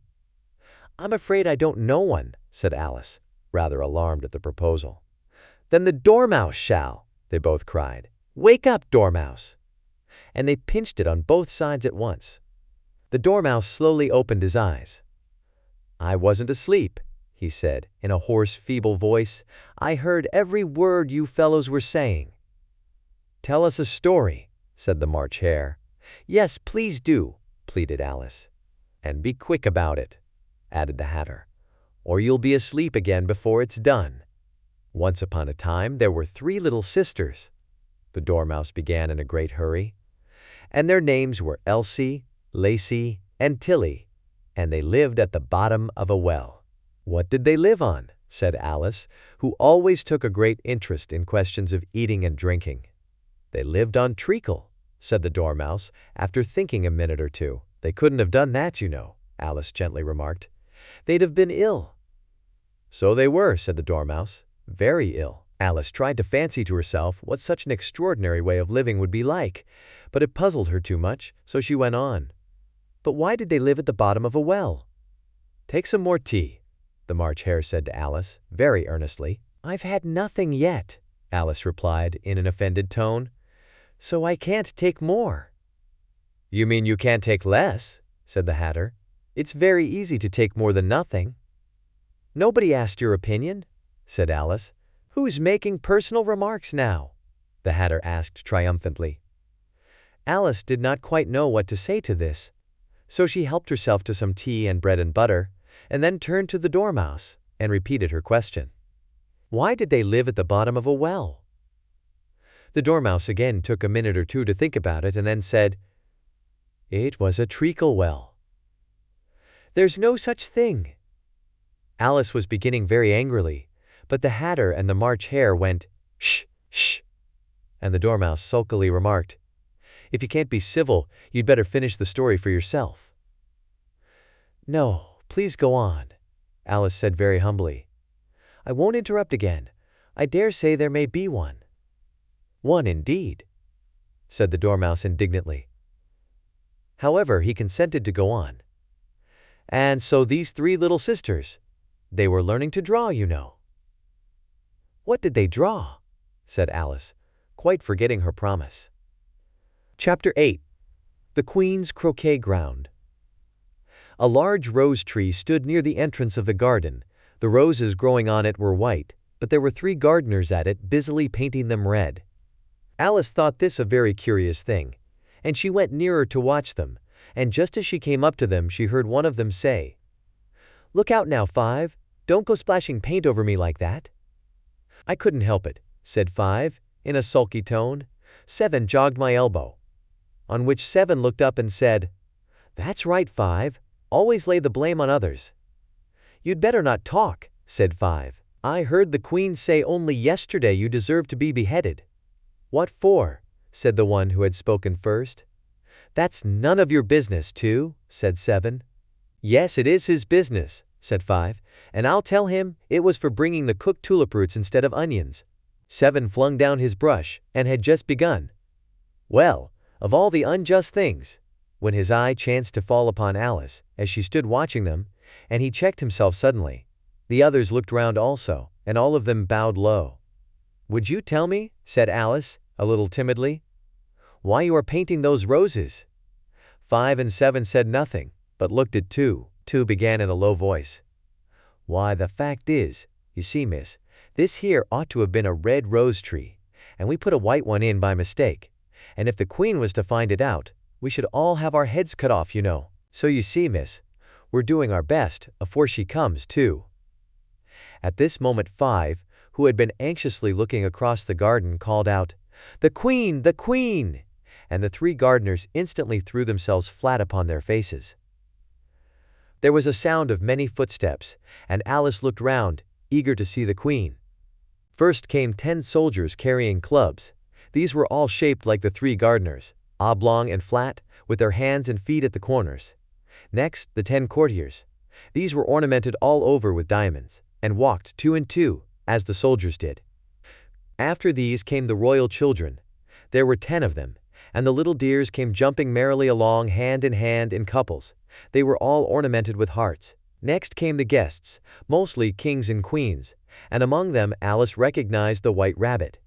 It was talking, in a hurried, nervous manner, smiling at everything that was said, and went by without noticing her. Then followed the Knave of Hearts, carrying the king's crown on a crimson velvet cushion. And last of all this grand procession came the King and Queen of Hearts. Alice was rather doubtful whether she ought not to lie down on her face like the 3 gardeners, but she could not remember ever having heard of such a rule at processions. And besides, what would be the use of a procession, thought she, if people had all to lie down upon their faces so that they couldn't see it? So she stood still where she was, and waited. When the procession came opposite to Alice, they all stopped and looked at her, and the Queen said severely, "Who is this?" She said it to the Knave of Hearts, who only bowed and smiled in reply.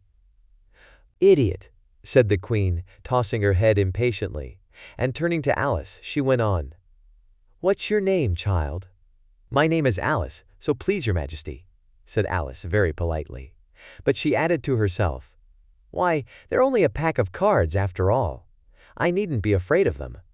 "And who are these?" said the Queen, pointing to the 3 gardeners who were lying round the rose tree. For you see, as they were lying on their faces, and the pattern on their backs was the same as the rest of the pack, she could not tell whether they were gardeners, or soldiers, or courtiers, or 3 of her own children. "How should I know?" said Alice, surprised at her own courage.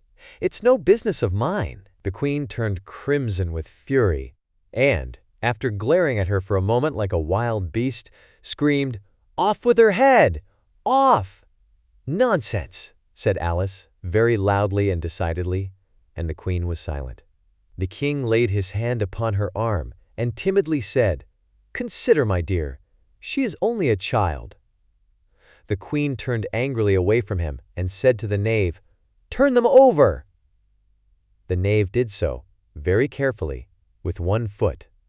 "Get up," said the queen, in a shrill, loud voice, and the three gardeners instantly jumped up and began bowing to the king, the queen, the royal children, and everybody else. "Leave off that!" screamed the queen. "You make me giddy." And then, turning to the rose tree, she went on, "What have you been doing here?"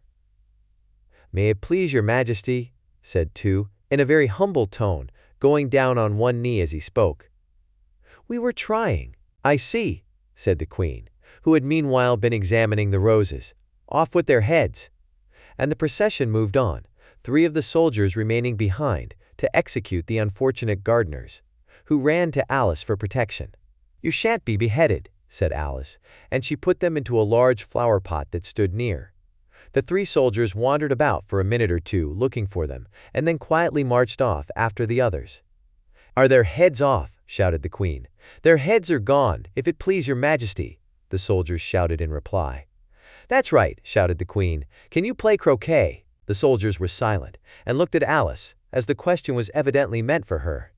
"Yes," shouted Alice. "Come on then," roared the queen, and Alice joined the procession, wondering very much what would happen next. It's a very fine day," said a timid voice at her side. She was walking by the white rabbit, who was peeping anxiously into her face. "Very," said Alice. "Where's the Duchess?" "Hush, hush," said the rabbit in a low, hurried tone. He looked anxiously over his shoulder as he spoke, and then raised himself upon tiptoe, put his mouth close to her ear and whispered, "She's under sentence of execution." "What for?" said Alice. "Did you say, 'What a pity'?" the rabbit asked. "No, I didn't," said Alice. "I don't think it's at all a pity. I said, 'What for?'" "She boxed the queen's ears," the rabbit began. Alice gave a little scream of laughter. "Oh, hush," the rabbit whispered in a frightened tone.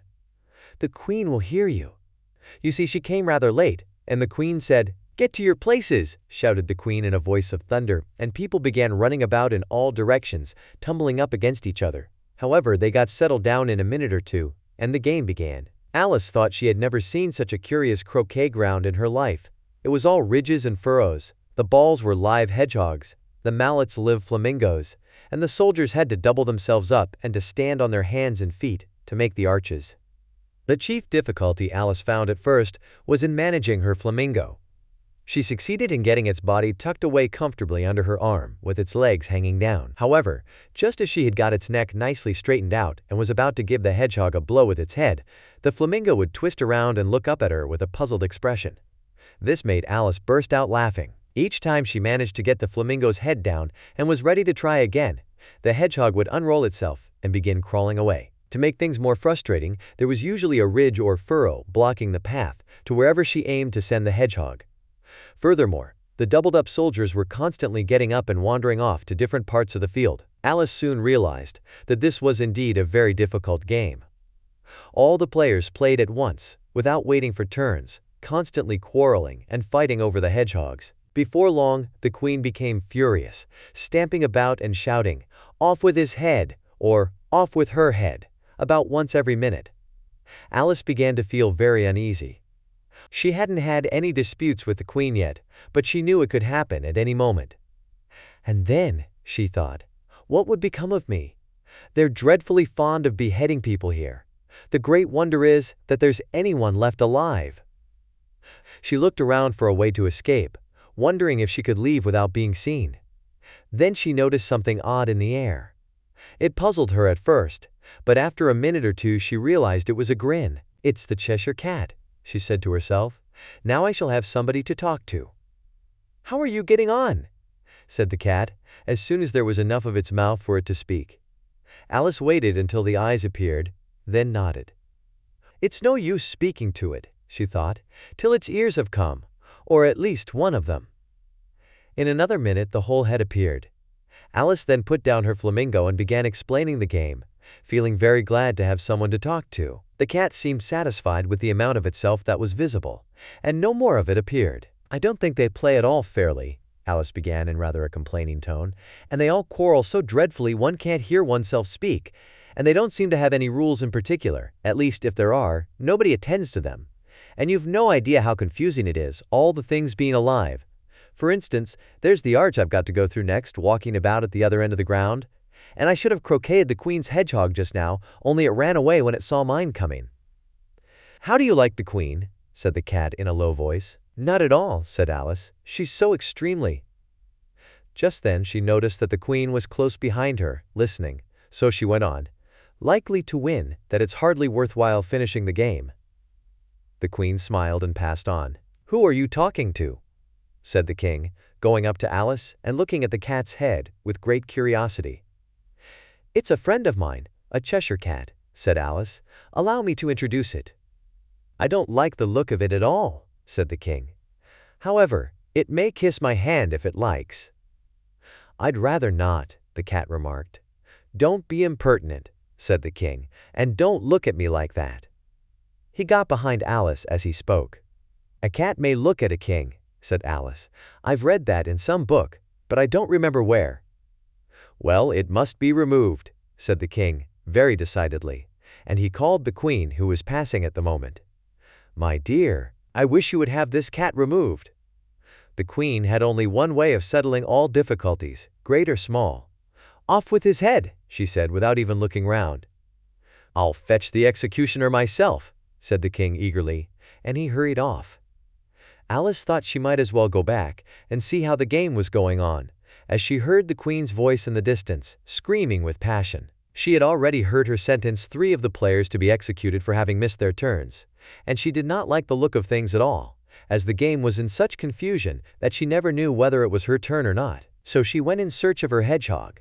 The hedgehog was engaged in a fight with another hedgehog, which seemed to Alice an excellent opportunity for croqueting one of them with the other. The only difficulty was that her flamingo was gone across to the other side of the garden, where Alice could see it trying in a helpless sort of way to fly up into a tree. By the time she had caught the flamingo and brought it back, the fight was over, and both the hedgehogs were out of sight. "But it doesn't matter much," thought Alice, "as all the arches are gone from this side of the ground." So she tucked it away under her arm, that it might not escape again, and went back for a little more conversation with her friend. When she got back to the Cheshire Cat, she was surprised to find quite a large crowd collected round it. There was a dispute going on between the executioner, the king, and the queen, who were all talking at once, while all the rest were quite silent and looked very uncomfortable. The moment Alice appeared, she was appealed to by all 3 to settle the question, and they repeated their arguments to her, though, as they all spoke at once, she found it very hard indeed to make out exactly what they said. The executioner's argument was that you couldn't cut off a head unless there was a body to cut it off from, that he had never had to do such a thing before, and he wasn't going to begin at his time of life. The king's argument was that anything that had a head could be beheaded, and that you weren't to talk nonsense. The queen's argument was that if something wasn't done about it in less than no time, she'd have everybody executed, all round. It was this last remark that had made the whole party look so grave and anxious. Alice could think of nothing else to say but, "It belongs to the Duchess. You'd better ask her about it." "She's in prison," the queen said to the executioner. "Fetch her here." And the executioner went off like an arrow. The cat's head began fading away the moment he was gone, and, by the time he had come back with the Duchess, it had entirely disappeared. So the king and the executioner ran wildly up and down looking for it, while the rest of the party went back to the game. Chapter 9. The Mock Turtle's Story. "You can't think how glad I am to see you again, you dear old thing," said the Duchess, as she tucked her arm affectionately into Alice's, and they walked off together. Alice was very glad to find her in such a pleasant temper, and thought to herself that perhaps it was only the pepper that had made her so savage when they met in the kitchen. "When I'm a duchess," she said to herself, not in a very hopeful tone though, "I won't have any pepper in my kitchen at all. Soup does very well without. Maybe it's always pepper that makes people hot-tempered, she went on, very much pleased at having found out a new kind of rule. And vinegar that makes them sour, and chamomile that makes them bitter, and barley sugar and such things that make children sweet-tempered. I only wish people knew that. Then they wouldn't be so stingy about it, you know. She had quite forgotten the Duchess by this time, and was a little startled when she heard her voice close to her ear. You're thinking about something, my dear, and that makes you forget to talk. I can't tell you just now what the moral of that is, but I shall remember it in a bit. Perhaps it hasn't one, Alice ventured to remark. Tut, tut, child, said the Duchess. Everything's got a moral, if only you can find it. And she squeezed herself up closer to Alice's side as she spoke. Alice did not much like keeping so close to her. First, because the Duchess was very ugly, and secondly, because she was exactly the right height to rest her chin upon Alice's shoulder, and it was an uncomfortably sharp chin. However, she did not like to be rude, so she bore it as well as she could. The game's going on rather better now, she said, by way of keeping up the conversation a little. 'Tis so, said the Duchess, and the moral of that is, oh, 'tis love, that makes the world go round. Somebody said, Alice whispered, that it's done by everybody minding their own business. Ah, well, it means much the same thing, said the Duchess, digging her sharp little chin into Alice's shoulder as she added. And the moral of that is, take care of the sense, and the sounds will take care of themselves. How fond she is of finding morals in things, Alice thought to herself. I dare say you're wondering why I don't put my arm round your waist, the Duchess said after a pause. The reason is that I'm doubtful about the temper of your flamingo. Shall I try the experiment? He might bite, Alice cautiously replied, not feeling at all anxious to have the experiment tried. Very true, said the Duchess. Flamingos and mustard both bite, and the moral of that is, birds of a feather flock together. Only mustard isn't a bird, Alice remarked. Right, as usual, said the Duchess. What a clear way you have of putting things. It's a mineral, I think, said Alice. Of course it is, said the Duchess, who seemed ready to agree to everything that Alice said. There's a large mustard mine near here. And the moral of that is, the more there is of mine, the less there is of yours. Oh, I know, exclaimed Alice, who had not attended to this last remark. It's a vegetable. It doesn't look like one, but it is. I quite agree with you, said the Duchess.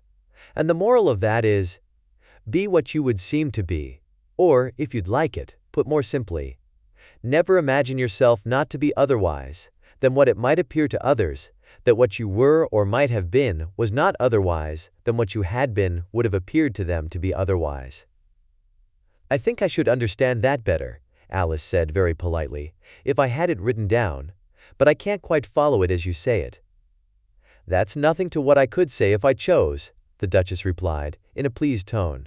Pray don't trouble yourself to say it any longer than that, said Alice. Oh, don't talk about trouble, said the Duchess. I make you a present of everything I've said as yet. A cheap sort of present, thought Alice. I'm glad they don't give birthday presents like that. But she did not venture to say it out loud. Thinking again? The Duchess asked, with another dig of her sharp little chin. I've a right to think, said Alice sharply, for she was beginning to feel a little worried. Just about as much right, said the Duchess, as pigs have to fly. And the M. But here, to Alice's great surprise, the Duchess's voice died away, even in the middle of her favorite word moral, and the arm that was linked into hers began to tremble. Alice looked up, and there stood the Queen in front of them, with her arms folded, frowning like a thunderstorm. A fine day, Your Majesty, the Duchess began in a low, weak voice. Now I give you fair warning, shouted the Queen, stamping on the ground as she spoke. Either you or your head must be off, and that in about half no time. Take your choice. The Duchess took her choice, and was gone in a moment. Let's go on with the game, the Queen said to Alice, and Alice was too much frightened to say a word, but slowly followed her back to the croquet ground. The other guests had taken advantage of the Queen's absence, and were resting in the shade. However, the moment they saw her, they hurried back to the game, the Queen merely remarking that a moment's delay would cost them their lives. All the time they were playing, the queen never left off quarreling with the other players and shouting, "Off with his head!" or "Off with her head!" Those whom she sentenced were taken into custody by the soldiers, who of course had to leave off being arches to do this, so that by the end of half an hour or so there were no arches left, and all the players, except the king, the queen, and Alice, were in custody and under sentence of execution. Then the queen left off, quite out of breath, and said to Alice, "Have you seen the Mock Turtle yet?" "No," said Alice, "I don't even know what a mock turtle is." "It's the thing mock turtle soup is made from," said the queen. "I never saw one, or heard of one," said Alice. "Come on then," said the queen, "and he shall tell you his history." As they walked off together, Alice heard the king say in a low voice, to the company generally, "You are all pardoned." "Come, that's a good thing," she said to herself, for she had felt quite unhappy at the number of executions the queen had ordered. They very soon came upon a griffin, lying fast asleep in the sun. If you don't know what a griffin is, look at the picture. "Up, lazy thing," said the queen, "and take this young lady to see the mock turtle and to hear his history. I must go back and see after some executions I have ordered." And she walked off, leaving Alice alone with the griffin. Alice did not quite like the look of the creature, but on the whole, she thought it would be quite as safe to stay with it as to go after that savage queen. So she waited. The griffin sat up and rubbed its eyes. Then it watched the queen till she was out of sight. Then it chuckled. "What fun!" said the griffin, half to itself, half to Alice. "What is the fun?" said Alice. "Why, she," said the griffin. "It's all her fancy, that. They never executes nobody, you know. Come on." Everybody says, "Come on." "Here," thought Alice as she went slowly after it. "I never was so ordered about in all my life. Never." They had not gone far before they saw the mock turtle in the distance, sitting sad and lonely on a little ledge of rock, and, as they came nearer, Alice could hear him sighing as if his heart would break. She pitied him deeply. "What is his sorrow?" she asked the griffin, and the griffin answered, very nearly in the same words as before, "It's all his fancy, that. He hasn't got no sorrow, you know. Come on." So they went up to the mock turtle, who looked at them with large eyes full of tears, but said nothing. "This here young lady," said the griffin, "she wants for to know your history, she do." "I'll tell it her," said the mock turtle in a deep hollow tone. "Sit down, both of you, and don't speak a word till I've finished." So they sat down, and nobody spoke for some minutes. Alice thought to herself, "I don't see how he can ever finish if he doesn't begin." But she waited patiently.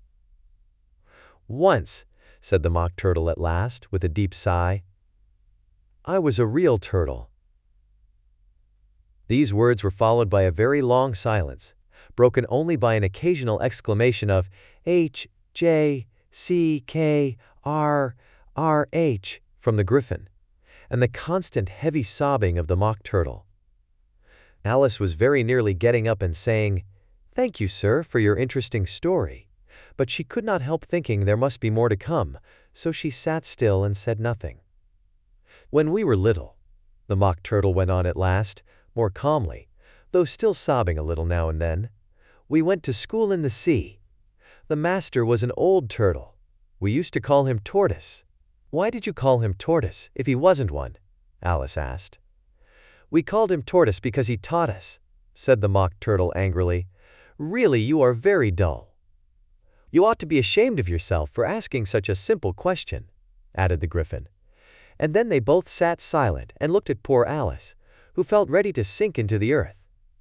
At last the griffin said to the mock turtle, "Drive on, old fellow, don't be all day about it." And he went on in these words, "Yes, we went to school in the sea, though you mayn't believe it." "I never said I didn't," interrupted Alice. "You did," said the mock turtle. "Hold your tongue," added the griffin, before Alice could speak again. The mock turtle went on. "We had the best of educations. In fact, we went to school every day." "I've been to a day school too," said Alice. "You needn't be so proud as all that." "With extras?" asked the mock turtle a little anxiously. "Yes," said Alice. "We learned French and music." "And washing?" said the mock turtle. "Certainly not," said Alice indignantly. "Ah, then yours wasn't a really good school," said the Mock Turtle in a tone of great relief. Now at ours, they had at the end of the bill French, music, and washing extra. "You couldn't have wanted it much," said Alice, "living at the bottom of the sea." "I couldn't afford to learn it," said the Mock Turtle with a sigh. "I only took the regular course." "What was that?" inquired Alice. "Reeling and writhing, of course, to begin with," the Mock Turtle replied. "And then the different branches of arithmetic: ambition, distraction, uglification, and derision." "I never heard of uglification," Alice ventured to say. "What is it?" The Gryphon lifted up both its paws in surprise. "What? Never heard of uglifying?" it exclaimed. "You know what to beautify is, I suppose?" "Yes," said Alice doubtfully. "It means to make anything prettier." "Well then," the Gryphon went on, "if you don't know what to uglify is, you are a simpleton." Alice did not feel encouraged to ask any more questions about it, so she turned to the Mock Turtle and said, "What else had you to learn?" "Well, there was mystery," the Mock Turtle replied, counting off the subjects on his flappers. "Mystery, ancient and modern, with seaography. Then drawing. The drawing master was an old conger eel that used to come once a week. He taught us drawing, stretching, and fainting in coils." "What was that like?" said Alice. "Well, I can't show it you myself," the Mock Turtle said. "I'm too stiff, and the Gryphon never learnt it." "Hadn't time," said the Gryphon. "I went to the classics master, though. He was an old crab, he was." "I never went to him," the Mock Turtle said with a sigh. "He taught laughing and grief, they used to say." So he did," said the Gryphon, sighing in his turn, and both creatures hid their faces in their paws. "And how many hours a day did you do lessons?" said Alice, in a hurry to change the subject. 10 hours the first day," said the Mock Turtle, 9 the next, and so on. "What a curious plan!" exclaimed Alice. "That's the reason they're called lessons," the Gryphon remarked, "because they lesson from day to day." This was quite a new idea to Alice, and she thought it over a little before she made her next remark. "Then the 11th day must have been a holiday." "Of course it was," said the Mock Turtle. "And how did you manage on the 12th?" Alice went on eagerly. "That's enough about lessons," the Gryphon interrupted in a very decided tone. "Tell her something about the games now." Chapter N. The Lobster Quadrille.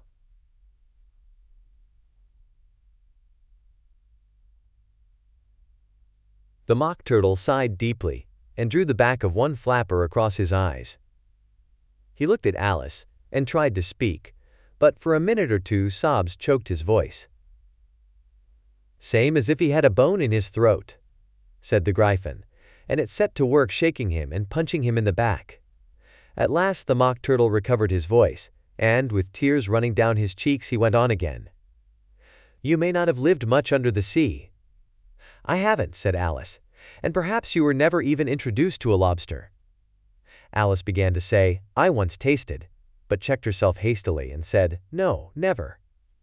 "So you can have no idea what a delightful thing a lobster quadrille is." "No, indeed," said Alice. "What sort of a dance is it?" "Why," said the Gryphon, "you first form into a line along the seashore." "2 lines!" cried the Mock Turtle. "Seals, turtles, salmon, and so on. Then, when you've cleared all the jellyfish out of the way." "That generally takes some time," interrupted the Gryphon. "You advance twice." "Each with a lobster as a partner," cried the Gryphon. "Of course," the Mock Turtle said. "Advance twice, set to partners. Change lobsters and retire in same order," continued the Gryphon. "Then you know," the Mock Turtle went on. "You throw the lobsters," shouted the Gryphon, with a bound into the air, "as far out to sea as you can." "Swim after them," screamed the Gryphon.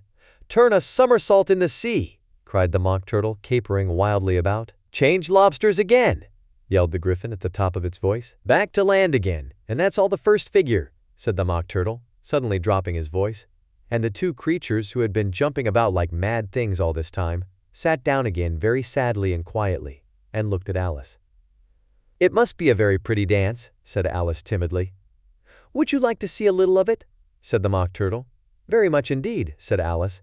"Come, let's try the first figure," said the Mock Turtle to the Gryphon. "We can do without lobsters, you know. Which shall sing?"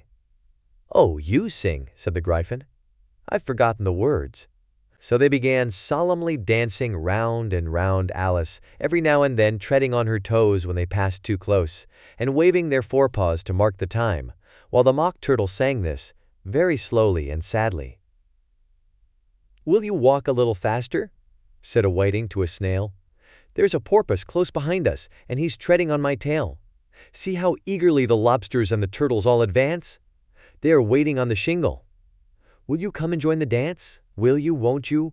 Will you, won't you? Will you join the dance? Will you, won't you? Will you, won't you join the dance? You can really have no notion how delightful it will be when they take us up and throw us, with the lobsters, out to sea." But the snail replied, "Too far, and gave a look askance. Said he thanked the whiting kindly, but he would not join the dance. Would not, could not, would not, could not join the dance. Would not, could not, would not, could not join the dance. "What matters it how far we go?" his scaly friend replied. "There is another shore, you know, upon the other side. The further off from England, the nearer is to France. Then turn not pale, beloved snail, but come and join the dance. Will you, won't you, will you, won't you, will you join the dance? Will you, won't you, will you, won't you join the dance?" "Thank you, it's a very interesting dance to watch," said Alice, feeling very glad that it was over at last. "And I do so like that curious song about the whiting." "Oh, as to the whiting," said the Mock Turtle, "you've seen them, of course." "Yes," said Alice. "I've often seen them at Din." She checked herself hastily. "I don't know where Din may be," said the Mock Turtle, "but if you've seen them so often, of course you know what they're like." "I believe so," Alice replied thoughtfully. "They have their tails in their mouths, and they're all over crumbs." "You're wrong about the crumbs," said the Mock Turtle. "Crumbs would all wash off in the sea, but they have their tails in their mouths, and the reason is—" Here the Mock Turtle yawned and shut his eyes. "Tell her about the reason and all that," he said to the Gryphon. "The reason is," said the Gryphon, "that they would go with the lobsters to the dance. So they got thrown out to sea. So they had to fall a long way. So they got their tails fast in their mouths. So they couldn't get them out again. That's all." "Thank you," said Alice. "It's very interesting. I never knew so much about a whiting before." "I can tell you more than that if you like," said the Gryphon. "Do you know why it's called a whiting?" "I never thought about it," said Alice. "Why? It does the boots and shoes," the Gryphon replied very solemnly. Alice was thoroughly puzzled. "Does the boots and shoes?" she repeated in a wondering tone. "Why, what are your shoes done with?" said the Gryphon. "I mean, what makes them so shiny?" Alice looked down at them and considered a little before she gave her answer. "They're done with blacking, I believe." "Boots and shoes under the sea," the Gryphon went on in a deep voice, "are done with a whiting. Now you know." "And what are they made of?" Alice asked in a tone of great curiosity. "Soles and eels, of course," the Gryphon replied rather impatiently. "Any shrimp could have told you that." "If I'd been the whiting," said Alice, whose thoughts were still running on the song, "I'd have said to the porpoise, 'Keep back, please. We don't want you with us.'" "They were obliged to have him with them," the Mock Turtle said. "No wise fish would go anywhere without a porpoise." "Wouldn't it really?" said Alice in a tone of great surprise. "Of course not," said the Mock Turtle. "Why, if a fish came to me and told me he was going a journey, I should say, 'With what porpoise?'" "Don't you mean purpose?" said Alice. "I mean what I say," the Mock Turtle replied in an offended tone. And the Gryphon added, "Come, let's hear some of your adventures." "I could tell you my adventures beginning from this morning," said Alice a little timidly, "but it's no use going back to yesterday, because I was a different person then." "Explain all that," said the Mock Turtle. "No, the adventures first," said the Gryphon in an impatient tone. "Explanations take such a dreadful time." So Alice began telling them her adventures from the time when she first saw the White Rabbit. She was a little nervous about it just at first. The two creatures got so close to her, one on each side, and opened their eyes and mouths so very wide. But she gained courage as she went on. Her listeners were perfectly quiet, till she got to the part about her repeating, "You are old, Father William," to the caterpillar, and the words all coming different, and then the Mock Turtle drew a long breath and said, "That's very curious." "It's all about as curious as it can be," said the Gryphon. "It all came different," the Mock Turtle repeated thoughtfully. "I should like to hear her try and repeat something now. Tell her to begin." He looked at the Gryphon as if he thought it had some kind of authority over Alice. "Stand up and repeat. 'Tis the voice of the sluggard," said the Gryphon. "How the creatures order one about and make one repeat lessons," thought Alice.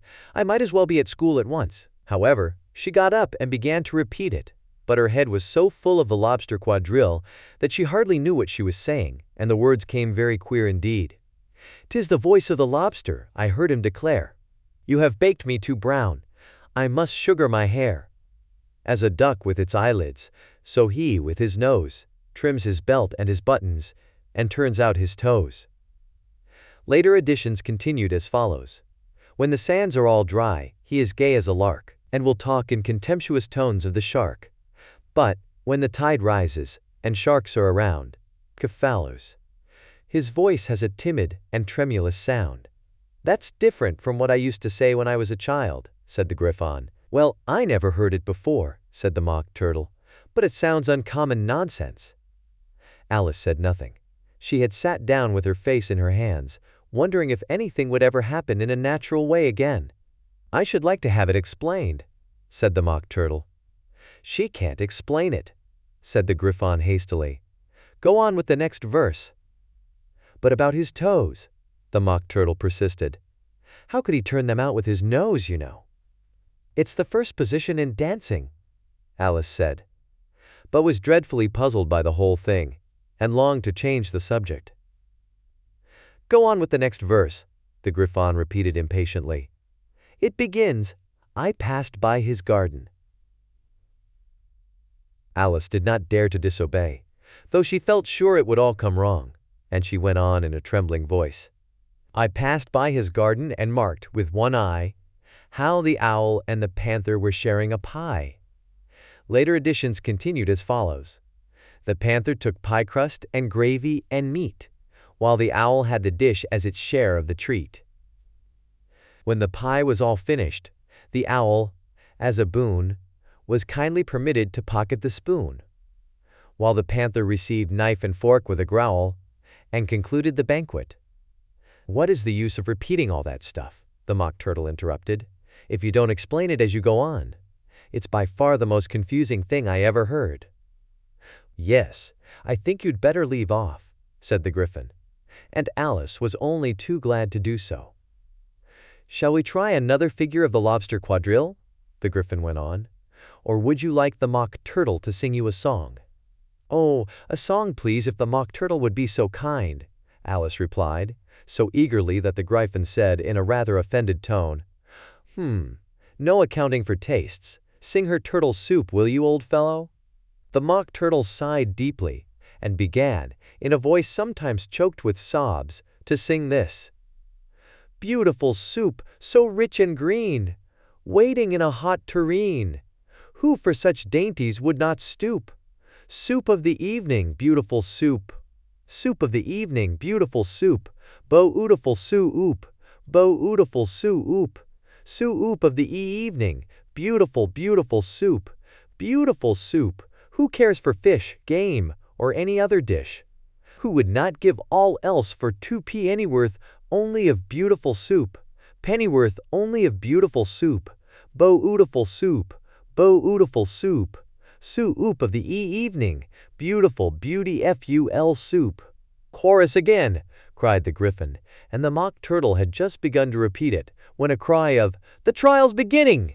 was heard in the distance. "Come on!" cried the Gryphon, and taking Alice by the hand, it hurried off, without waiting for the end of the song. "What trial is it?"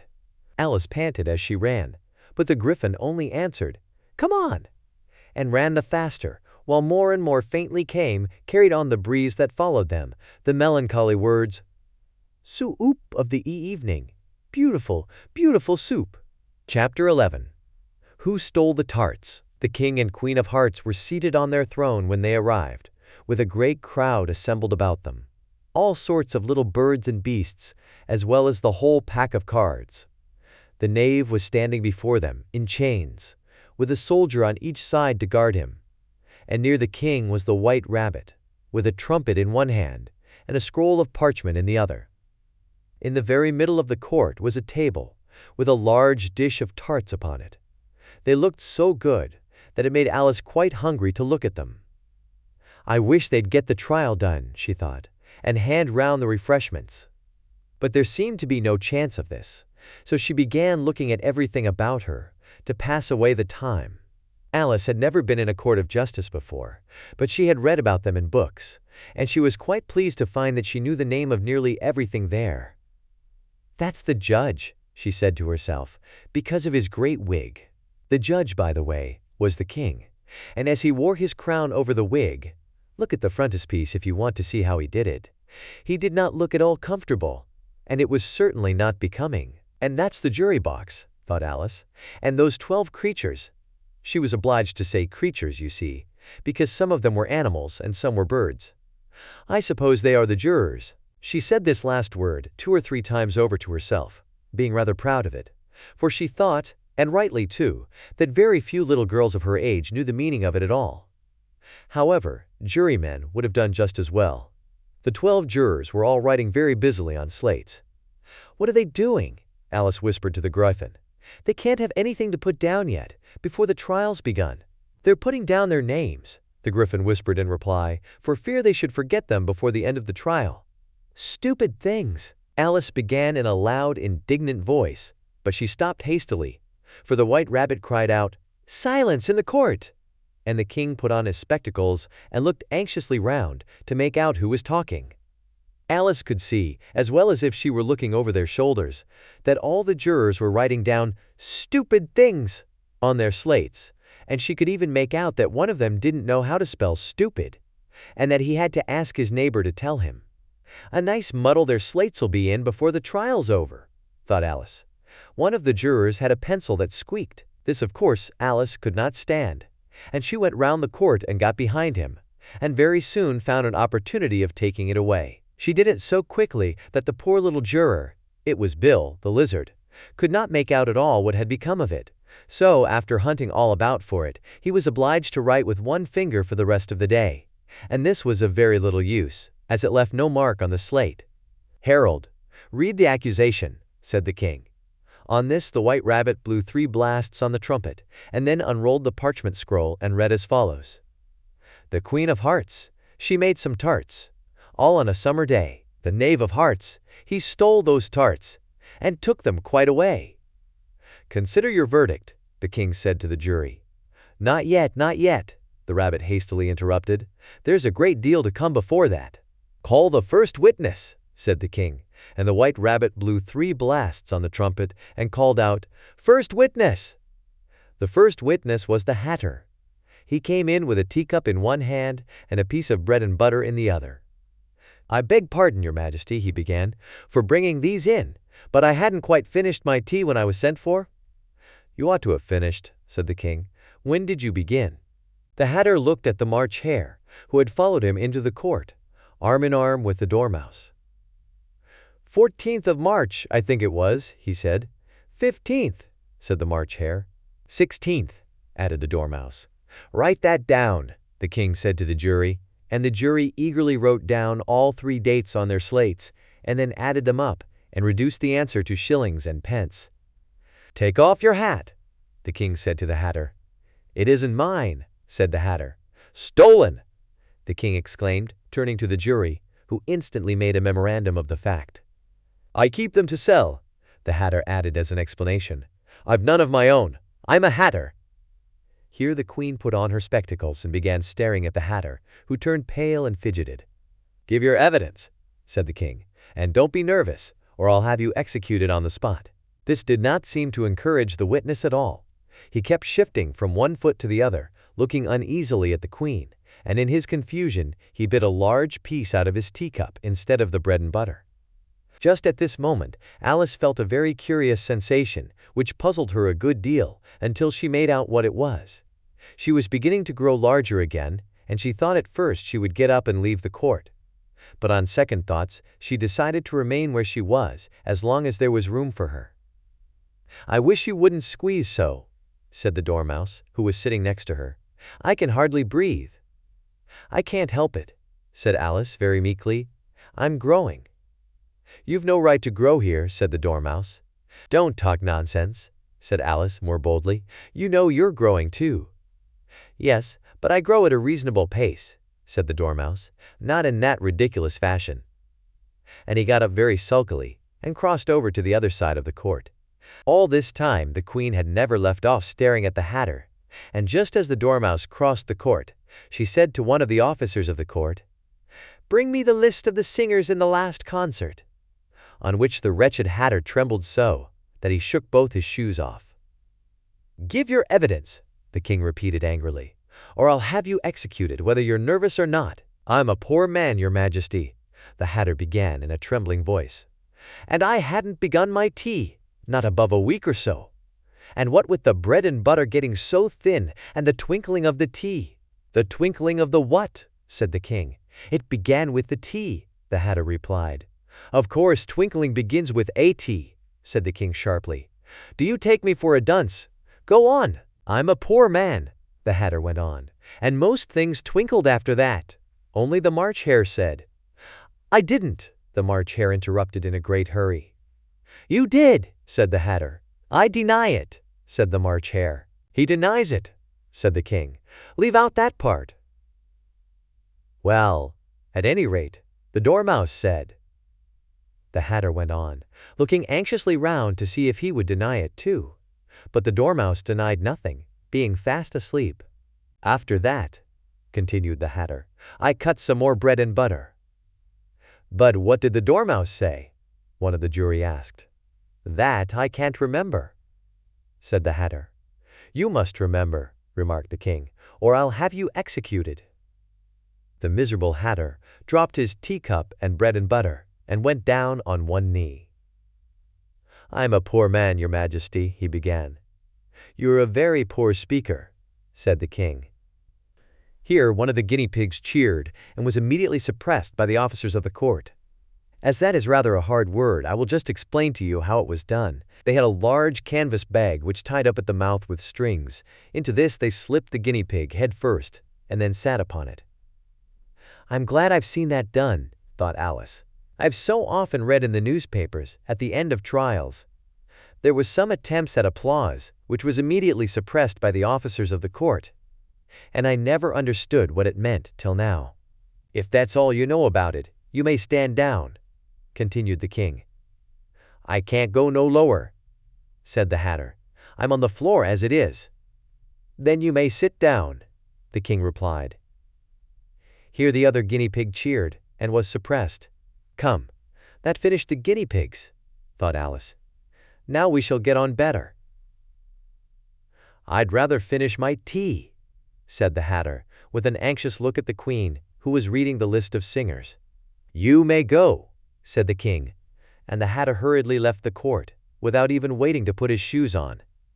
"And just take his head off outside," the Queen added to one of the officers. But the Hatter was out of sight before the officer could get to the door. "Call the next witness," said the King. The next witness was the Duchess's cook. She carried the pepper box in her hand, and Alice guessed who it was, even before she got into the court, by the way the people near the door began sneezing all at once. "Give your evidence," said the King. "Shan't," said the cook.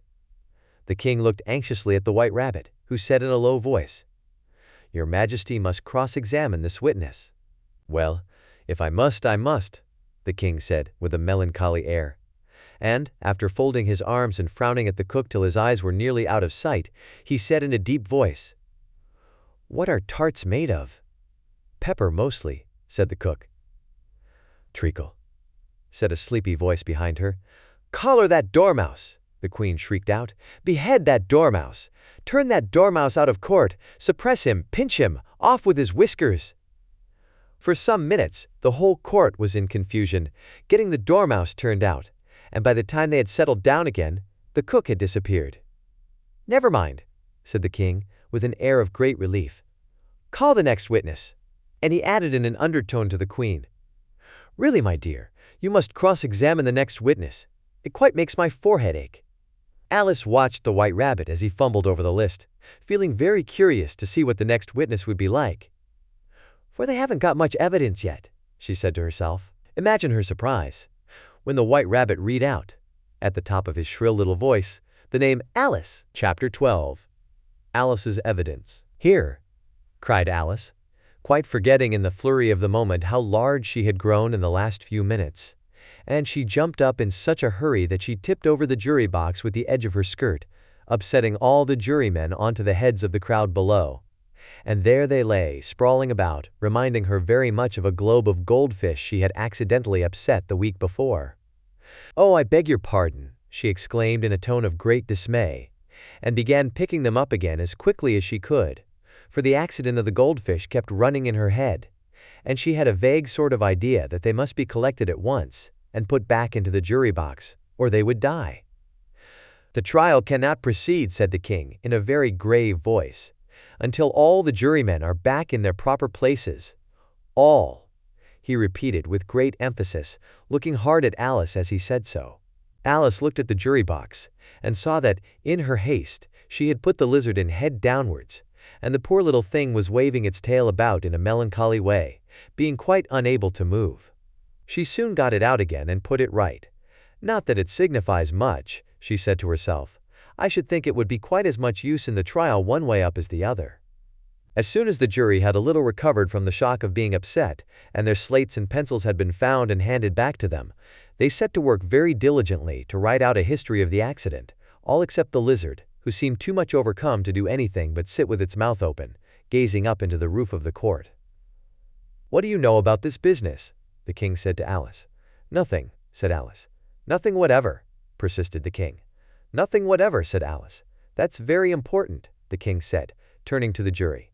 They were just beginning to write this down on their slates, when the White Rabbit interrupted.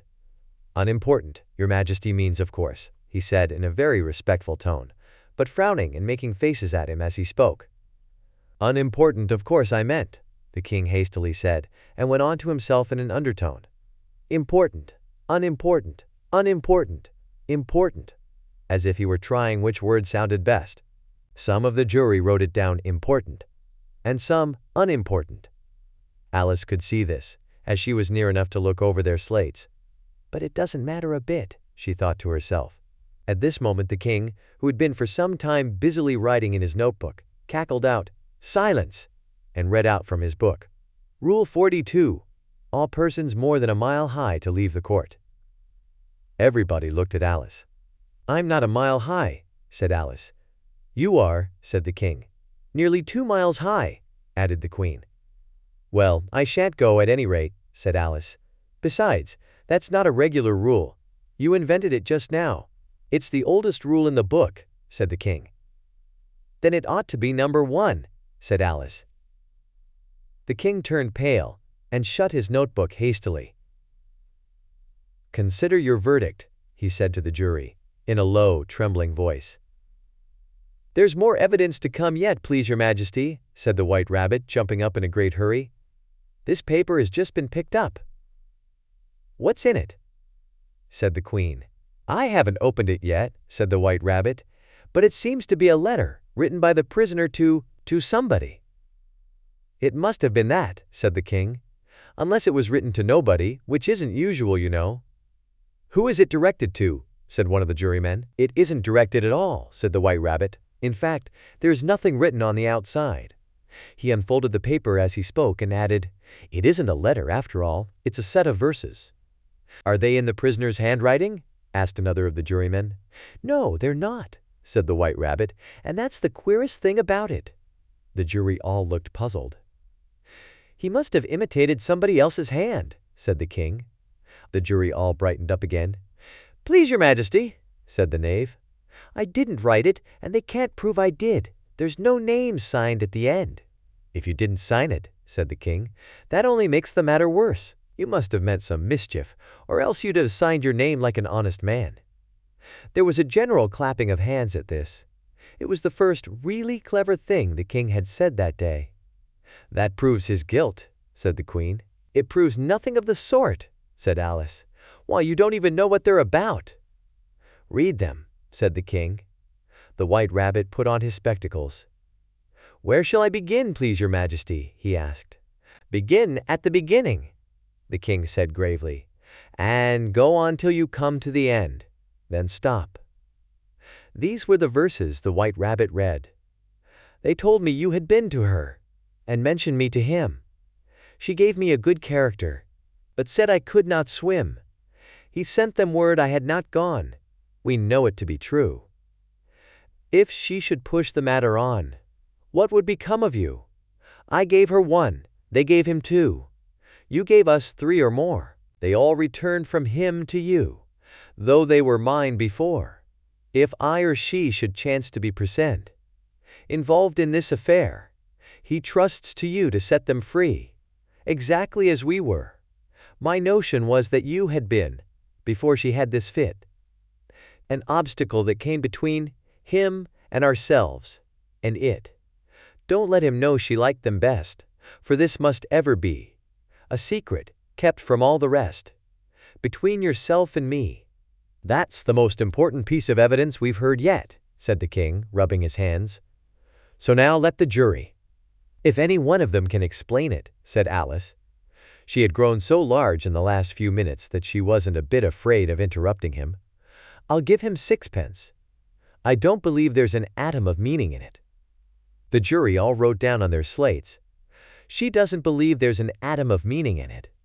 But none of them attempted to explain the paper. "If there's no meaning in it," said the king, "that saves a world of trouble, you know, as we needn't try to find any. And yet, I don't know," he went on, spreading out the verses on his knee and looking at them with one eye. "I seem to see some meaning in them after all. Said I could not swim. You can't swim, can you?" he added, turning to the knave. The knave shook his head sadly. "Do I look like it?" he said, which he certainly did not, being made entirely of cardboard. "All right so far," said the king, and he went on muttering over the verses to himself. "We know it to be true. That's the jury, of course. I gave her 1, they gave him 2. Why, that must be what he did with the tarts, you know. But, it goes on, they all returned from him to you," said Alice. "Why, there they are," said the king triumphantly, pointing to the tarts on the table. "Nothing can be clearer than that. Then again, before she had this fit? You never had fits, my dear, I think," he said to the queen. "Never," said the queen furiously, throwing an inkstand at the lizard as she spoke. The unfortunate little Bill had left off writing on his slate with 1 finger, as he found it made no mark. But he now hastily began again, using the ink that was trickling down his face as long as it lasted. "Then the words don't fit you," said the king, looking round the court with a smile. There was a dead silence. "It's a pun," the king added in an offended tone, and everybody laughed. "Let the jury consider their verdict," the king said, for about the 20th time that day. "No, no," said the queen. "Sentence first, verdict afterwards." "Stuff and nonsense," said Alice loudly. "The idea of having the sentence first." "Hold your tongue," said the queen, turning purple. "I won't," said Alice. "Off with her head," the queen shouted at the top of her voice. Nobody moved. "Who cares for you?" said Alice. She had grown to her full size by this time. "You're nothing but a pack of cards." At this the whole pack rose up into the air and came flying down upon her. She gave a little scream, half of fright and half of anger, and tried to beat them off, and found herself lying on the bank, with her head in the lap of her sister, who was gently brushing away some dead leaves that had fluttered down from the trees upon her face. "Wake up, Alice dear," said her sister. "Why, what a long sleep you've had." "Oh, I've had such a curious dream," said Alice, and she told her sister, as well as she could remember them, all these strange adventures of hers that you have just been reading about. And when she had finished, her sister kissed her and said, "It was a curious dream, dear, certainly. But now run in to your tea, It's getting late." So Alice got up and ran off, thinking while she ran, as well she might, what a wonderful dream it had been. But her sister sat still just as she left her, leaning her head on her hand, watching the setting sun, and thinking of little Alice and all her wonderful adventures, till she too began dreaming after a fashion, and this was her dream. First, she dreamed of little Alice herself, and once again the tiny hands were clasped upon her knee, and the bright eager eyes were looking up into hers. She could hear the very tones of her voice, and see that queer little toss of her head to keep back the wandering hair that would always get into her eyes. And still as she listened, or seemed to listen, the whole place around her became alive with the strange creatures of her little sister's dream. The long grass rustled at her feet as the white rabbit hurried by. The frightened mouse splashed his way through the neighboring pool. She could hear the rattle of the teacups as the March Hare and his friends shared their never-ending meal, and the shrill voice of the Queen ordering off her unfortunate guests to execution. Once more, the pig baby was sneezing on the Duchess's knee, while plates and dishes crashed around it. Once more the shriek of the griffin, the squeaking of the lizard's slate pencil, and the choking of the suppressed guinea pigs filled the air, mixed up with the distance. So she sat on, with closed eyes, and half believed herself in Wonderland, though she knew she had but to open them again, and all would change to dull reality.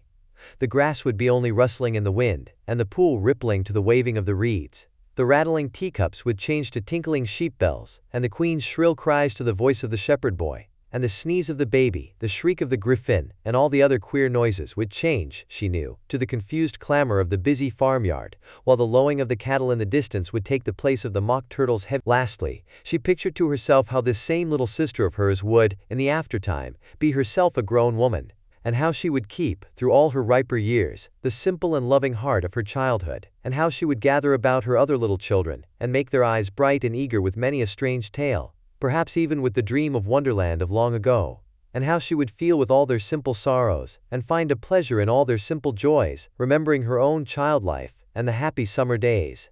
The end of Alice's Adventures in Wonderland. Thank you for listening with Bookify. If you enjoyed this audiobook, don't forget to subscribe and stay tuned for more books coming soon. And if you have any suggestions for how we can improve, please let us know in the comments.